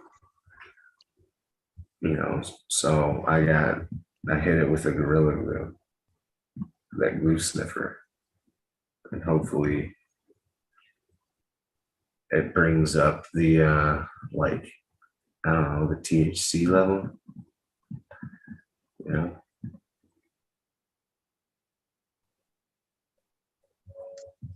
Well, what I think it is, the difference between myrcene and linalool is linalool is giving you those more medicinal benefits without bogging you down like a couch lock. Yeah, That's what you get from myrcene. Yeah, myrcene. I like that licorice, right? That's the myrcene. I don't, dude. I had some sunset sherbet. I think that's what it was. Sunset sherbet. That was like pure. It almost to me, dude. I swear to God, it tasted like and smelled like if someone literally spilled a shot of Jägermeister in this jar, this baller jar of sauce and diamonds. Like it smelled and tasted straight up like some fucking Jägermeister. Oh, dude, you know what? Let me tell you something. If that was in some diamonds, you gotta be weary about that shit. I'm telling you, sometimes they add some terps in there, you know. So Yeah. That's why I only make it myself. I can't for the diamond thing, I can't in the sauce stuff, I can't trust anything. Like I gotta do it myself. I can't. Crumble and stuff like that. Dude, I know, like honestly, the stuff at the store, it's not gonna be that bad. You know? It's just not.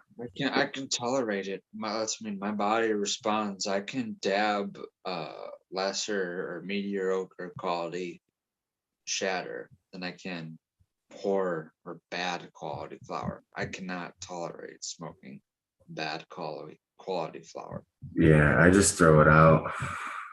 I try to turn it into like edibles, but honestly, is it worth it? Like, it's the kind of edibles that doesn't really work for you. You're like, did you guys feel that edible? But I tried. I've tried to make so many different things over the past 2 years and have wasted probably over a couple pounds. Easy. Just trying to concoct and like develop something. And it's been taking me some time, but I've figured out the best method is to use a crock pot and go old school with it, man. With the butter. Yeah. You know, just use a fucking crock pot. Take your time. 129 degrees. I went into this a little bit too, but I'm more of a fan of going the extra measure and turning something into extract, whether it be RSO or distillate. And then you put that in the crock pot with your butter or oil. Yeah, And now you that's can better measure a dose. agreeable. No, 100%. That's how you do it. Yeah. Even, you know, with the RSO though, that's a full, sometimes it's you get more of the spectrum, you know, than regular extracts. So you gotta really throw that into the lab, throw it to the lab, It because just makes a better superior edible, I believe, because you can cook it into something and not translate the taste of the chlorophyll. Plus, you can measure out actually way closer to whatever milligram that portion is, that one piece of brownie, that one cookie. yeah, I think it's a lot easier, you know, especially when like, oh my gosh, you can just throw like you can use shatter too. It's, Mm-hmm. you know, Yeah. throw shit out in there. That's awesome. I did that before I made hard candies. I got a recipe for hard candies that involves shatter, and you don't have to decarboxylate it because the point of finishing the hard candies is 375 degrees. Yeah. So you drop giving too many details, crucial trade secrets away, but you drop you drop your shatter in there when the temperature is climbing. And when you make hard candies, you'll learn over time that you climb it takes a long time to get to 375 with hard candies, Right. but then the time it takes to get to 375 to 390 is literally like just a minute, like a minute and a half. And you want to drop your shatter in there at 375, and then when it gets to 390, pour it into the molds. Bam. Bam. Boom. Yeah. That's a tech right there. That's Yeah. how you make those really good hard candies. That's awesome, dude. That's good because I want to make these the cinnamon, some cinnamon ones, you know, for the throat. I love cinnamon. I got some apple chips coated in cinnamon sitting like right. So. That's awesome. Yeah, I made some kale chips that are sitting in my oven still. I haven't. That's like my breakfast is gonna be kale and eggs. You know. Nice. Yeah, dude, that's good stuff. I like I like talking about the aquaponic ideas because you don't see too much of it. You see a lot of the same stuff, but you know, like having what like, dude, you're right. What would be snails? Would snails be a great source to be in a sip? I don't know. I saw crawfish. Crawfish You know, that's the thing is, in a sip, huh? well, not in a sip, but in aquaponics. Like they take Yeah, I've seen that. Yeah, the tank of fish. the motherfuckers will eat each other though. The bio waste that the fish make, I've seen where people will drain that off into an aquarium just full of like crawdaddies or whatever. Mm-hmm. Right? And then they drain that off to a completely another reservoir. and then they treat that for whatever. Like a lot of time, it's iron. They supplement with iron. Oh yeah. So the only things that they're supplementing hydroponically, or whatever, to that final reservoir is everything that you couldn't get through aquaponics. So like that's how a lot of people are feeding plants, veg through flower in cannabis's sake. It's very easy to have a super basic or limited aquaponic setup and do licorice, no, lettuce. You can do lettuce very limited aquaponic setup, but to do cannabis, you need a whole lot more macro and micronutrients. So the way people are doing that is with a fish tank, and then a crawfish tank, and then a supplementary, hydroponic tank.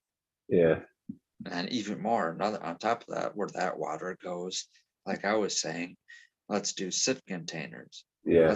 Let's make the best aquaponic nutrient feeding you could possibly make, and then put that in the reservoir for a sips container. Yeah. And I could see if you run a 2-week, from From transplant flower. Yeah, you know what I mean. From a like, say if you take a cutting, keep it 2 weeks in 24 or in 18. You know what I mean. And if you only did it for 2 weeks, you could actually set up like a lot to a really cool sea of green with like sea underneath the zip totes. Yeah, well, my thing was like, if I was going to do it in those earth boxes, I could fit 2 plants in one of those earth boxes, like a 5x10. So that's 24 plants in a 5x10, and I can top all those plants twice to make them grow 4 tops. 4 times 24 is 96. So I would have basically 96 colas growing in a 5x10. Dude, those things, the 45 gallon, crushes it.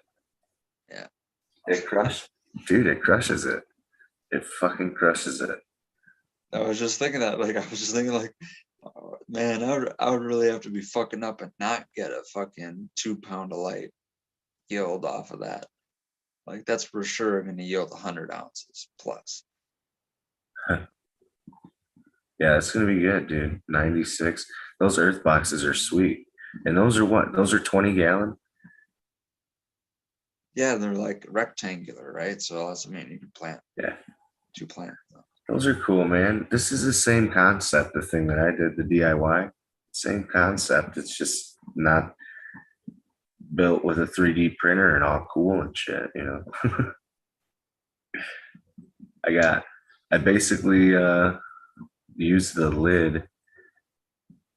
I cut it out, like, say this is the lid right here, and I cut out the thing, the inside.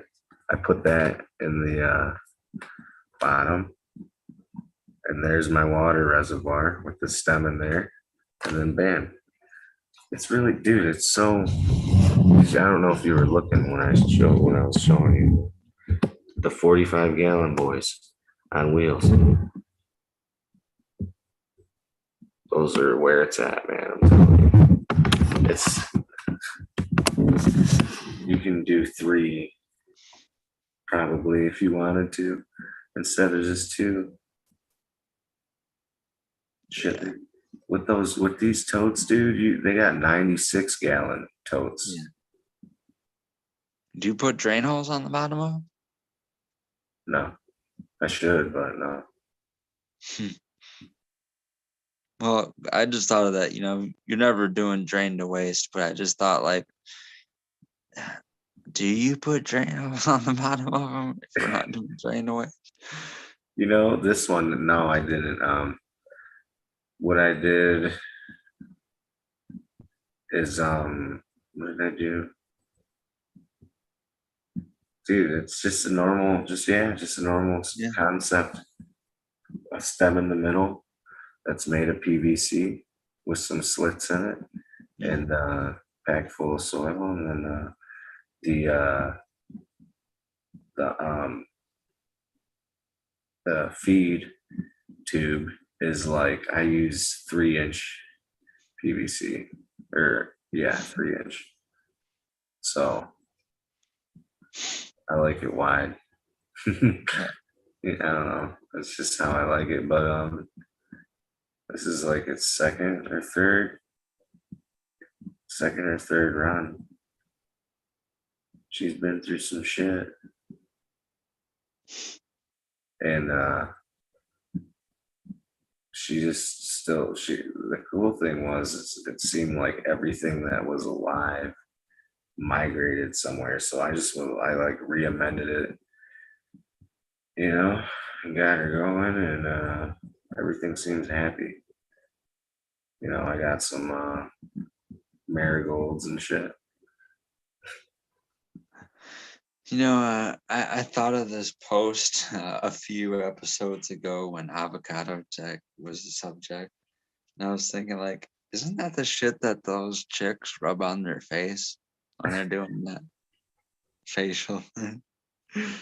Don't they do the avocado masks? Isn't that the same shit? Dude, that's hilarious. But yeah, they do. That's funny. My back's about to fucking cry. Dude, that's so funny. And the cucumber on the eyes. Yeah. I was thinking, is that the same thing, or am I misremembering something? That's avocado tech. You just smear it on your face. Helps keep you young. I've done it. Who hasn't? I've did everything you can with an avocado. Don't command. You just plug one of those little holes in it, put the microwave, 15 seconds. American Pie that bitch. Mama came home. No, Mama, no. No, that's funny. No, I've been thinking about doing that. I got some worms coming from good old Uncle Jim's. I don't know where else to get worms. I'm more intrigued by the aeration worms, like those night crawlers. Me too. Honestly, I've noticed my red wigglers, they like to go to the bottom anyway. And everyone's like, oh, they like to be at the top. And I'm just like, what am I doing? Why are they so prone to go to the bottom? And I'm thinking it might be because I got them in like a bucket, and I'm not really doing much to it. And that's where maybe all the moisture is, and they're just happier down there. I don't know. I feel like if you want to have more success, that's why they have the shallow bins with the red wrigglers. I think maybe bucket styles or even totes for worm bins. I think night crawlers and red wigglers are probably a good thing to have, a good mix. Just anything bigger than 5 gallons, I think night crawlers would be bound to have, Is it a depth thing more than the gallon size? Is it like anything more than 12 inches you would do? Dude, honestly, you ever see, like, you know how earthworms come up and they leave a bunch of shit underneath the tree root, like right on the tree's roots outside? Yeah. Same shit, man. I mean, you see that happening with the earthworms more than you do the red regulars. The regulars are like that, they have that fine gritty poop, you know, and like the earthworms have that big like rabbit size shit, you know, that's like I don't know how to explain it, but I think those earthworms, they do a lot more up and downs, you know, than the wrigglers. They kind of like look for a source, I feel like, and they feed, and then if they don't have another source, they'll keep feeding off of it until there's nothing left, you know, and then at that point it's like you better have some food for them worms, but usually it takes a while to really fucking kill them all off. And if you're killing all your worms off, you're just not paying. You're just doing something wrong. I don't know. You know, it's not that. It's the first time I had it. I had all these mites and shit. Right? They weren't mites though. They were good. They were good. They were soil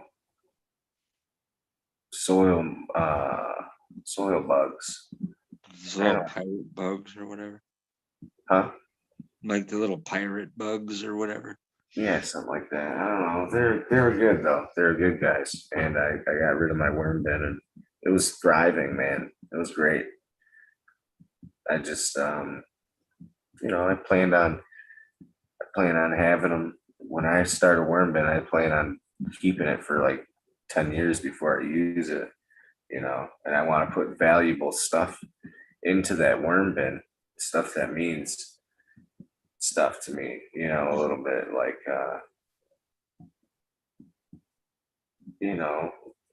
I want to grab stuff from vacationing and throw it in there, you know, different fruits that I find on trails, you know, cool pine cones, shit like that. Hopefully it breaks down over the years, you know. Well, I think that's like a little bit, you know, you're gonna like put in a little. It's, you know, the American one would say crystals right now, but that, you know, that's a little bit of. It's not just the microbes that are going in there at that point. Then it's just, you know, your intentions. Yeah. Supplementing that. Yeah, it's nothing. Yeah. But I do feel like me and my brother were talking about what do we do with our dad's ashes, you know? And I was like, dude, we need to get a property and throw them in the soil, and throw them in the food web, man. Mm-hmm. You know, fucking, why wouldn't I? Well, then you got to think, what do you do though? Do you do the biggest application you can? You put in a foliar and spray it over a large amount, or do you just dose one plant with those ashes? I thought of that. I got my grandma and grandpa's ashes. Yeah. I thought of doing that with. I would dig down to the clay layer of wherever I'm at. Try to find some clay, or where I could find where the clay is. Yeah, which could be anywhere between half an inch and a foot where you're at, right? Right. And or it could be a little deeper than that, honestly, some places. So with that being said, anyway, hopefully the deeper, and I'd measure it by how deep it is. Like the deeper it is, honestly, I would love to put my whole box of my dad's ashes in one grow spot, but I know it would contaminate the land way too much. There's too many heavy metals and shit, right? Mm-hmm. But if I fucking dig down to a clay layer, I believe that there'll be an equal exchange depending on, you know, the surface area and how much I'm using. You know what I mean? Yeah, you're basically using it as like that flood and drain bed, and you're basically able to use it as hydroponic nutrients because the water's not going to go anywhere. Yeah. It's not going to drain through that. You're gonna take whatever's there and water solubility. Yeah, and that clay is going to cash in all the bad stuff, basically, all those heavy metals. That is, because that's why I want to dig down to where the clay is to start that bed, is because I really want the clay to clean up that heavy metal. And I'm also going to have a lot of mushrooms that I'm not going to really do much with, but I'm going to always have a lot of mushrooms growing wherever, it's like Right. inevitable. So those help clean up some shit, which is awesome. I always wonder how hard that would be to inoculate some outdoor area with a foreign psilocybin species. I'm working on it. I am. I'm not afraid to say that shit, dude. I don't care. I'm working on shit like that. I have Good, been. yeah, good. That's I mean, I they have do it been. in Michigan. If you take that azurensis,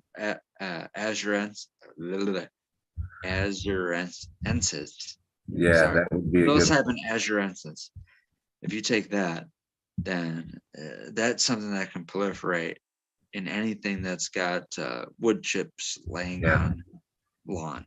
You got Yeah, wood you chips can get on lawn, bags. you can grow those mushrooms. You can get bags of fucking wood chip mulch from Seattle and Washington, companies in Washington and stuff. It's already got that mycelium. Well, it doesn't purposefully, and Yeah. they'll say that it's pasteurized, but sometimes they have such a big pile that they're doing a steam. It's just I've seen that. I've seen it. Like, it grows like in abundancy on the Snake River. Snake River, Oregon, Washington. You're dude, getting those perfect psilocybin. yeah, they're Wavy. huge. Yeah. They're huge. I don't care, dude. They're so cool, and they get so dark too. Mm-hmm. They get so dark. It's That's what I want. I want the sinensis, the azurensis. That's what it is. The side, yeah. Yeah. In particular, the best I've ever had was the Mazatec variety, the Shaman Mazatec. And I believe I grew those out before, I thought. Why do I think it was Mazatec? Are those two separate things? I might fuck it up, but it's the Me too, Oaxacan. right? It's the ceremonial Oaxacan variety that they have. And that's the real deal. Like, I know a lot of people are like, you gotta take 5 grams. Like, no, dude, 1.5 grams gave me visual, auditory hallucinations, gave me paralysis. It gave me the ability to have an OBE if I wanted to, out of body experience. I thought I died. I came to the point where I literally was thinking like, well, I'm about to die right now. And the only thing holding me on to reality was the thought of me being irresponsible and dying and having my friend have to explain to my mom that I died taking mushrooms. So that was the only thing that grounded me onto the earth, because that's usually what's to sleep. You're supposed to catapult from that point. You're supposed to be like, well, I died, I'm in the afterlife, and then you go from that point on. Well, I've been to some weird places doing taking some mushrooms, man. I'll tell you that much. Some weird fucking places, but I will say I love to grow every kind of mushroom. You know what I'm saying? They're cool. They're cool, man. You can talk to them, and they kind of. So do plants when you talk to them. I don't think it's just CO2. I think I think the plants are like dogs, and they have unconditional love. And plants, they can recognize. That's not very sensible, because we don't have all the information to know that, if you know what I mean. But the concept is actually kind of it's interestingly, yeah, I would say. Well, I believe that if you do have the ability to grow your own medicine, the plants can kind of figure out on what kind of level you need that medicine. So regardless on your green thumb, I swear to God, I believe that people that need it as medicine tend to have a better ability to grow like really dank ass wheat. Yeah, I Plants agree with figure that. it out. You know, they're like this person that the plant that I'm being grown by needs this medicine. Shit, people with a good VPD in that care have shown to make great progress just using VPD and water. You know, like what? That's kind of crazy. With water only, a water only mix, you know what I mean?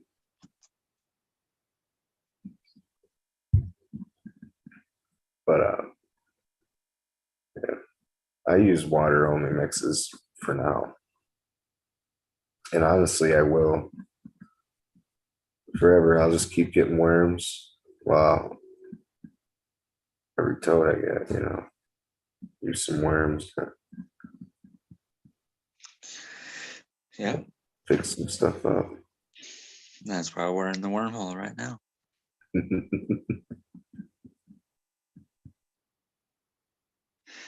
I almost want to see. I got to go and chat to see how many people are hanging with us right now.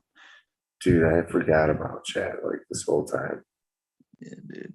Whoever's hanging with us, shout outs. Some fucking troops right For there. real. Triple loops. I like this. I like getting the pilot seat in the wormhole. Yeah, that's funny. That's cool. Thanks again, Eagle, for. I mean, he was barely on in the wormhole tonight.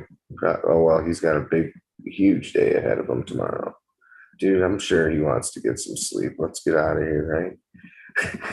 You think he's sitting here like thinking, Hey, yeah, I very much respect that and I'm down with that.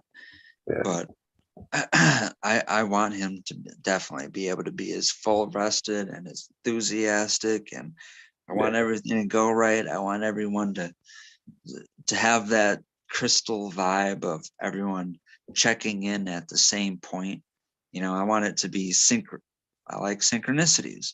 I want people to check in without even being planned. I want it to all work out, you know, in some oh, kind it of will. synchronicity fashion. That'd be cool. You want to wrap her up? Dude, I don't. This is what I don't have any of the chat stuff open from the YouTube, No. but Let's just bless everyone a good night. You know, do encourage something good for everyone to come somebody here for 420. for sure. Yeah, agreed to that. Yeah, everybody that was in here that sees this, and yeah, bless all you guys and fucking take care of one another. Yep. What episode is this? 370. I believe I think it's And a half. 378.5. Unless I'm taking my own type of mushrooms that are, polluting my mind. But yeah, as Eagle would like for us to say, please do something kind for someone. Random acts of kindness do save lives. Do something nice for someone. If you can see someone needs some help, reach out to them. Be nice. Try to make someone's day. Cheer someone up. Make someone smile. Try to crack a joke. Cheer someone up. I think everyone would enjoy that. That's what Eagle would want. For sure. Yeah. I think that's well said, man.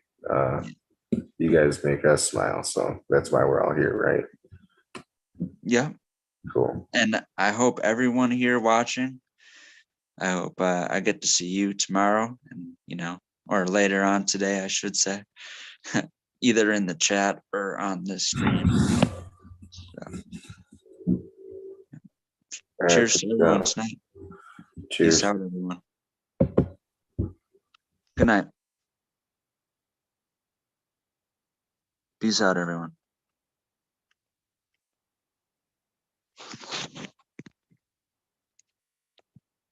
Sorry, technical difficulties.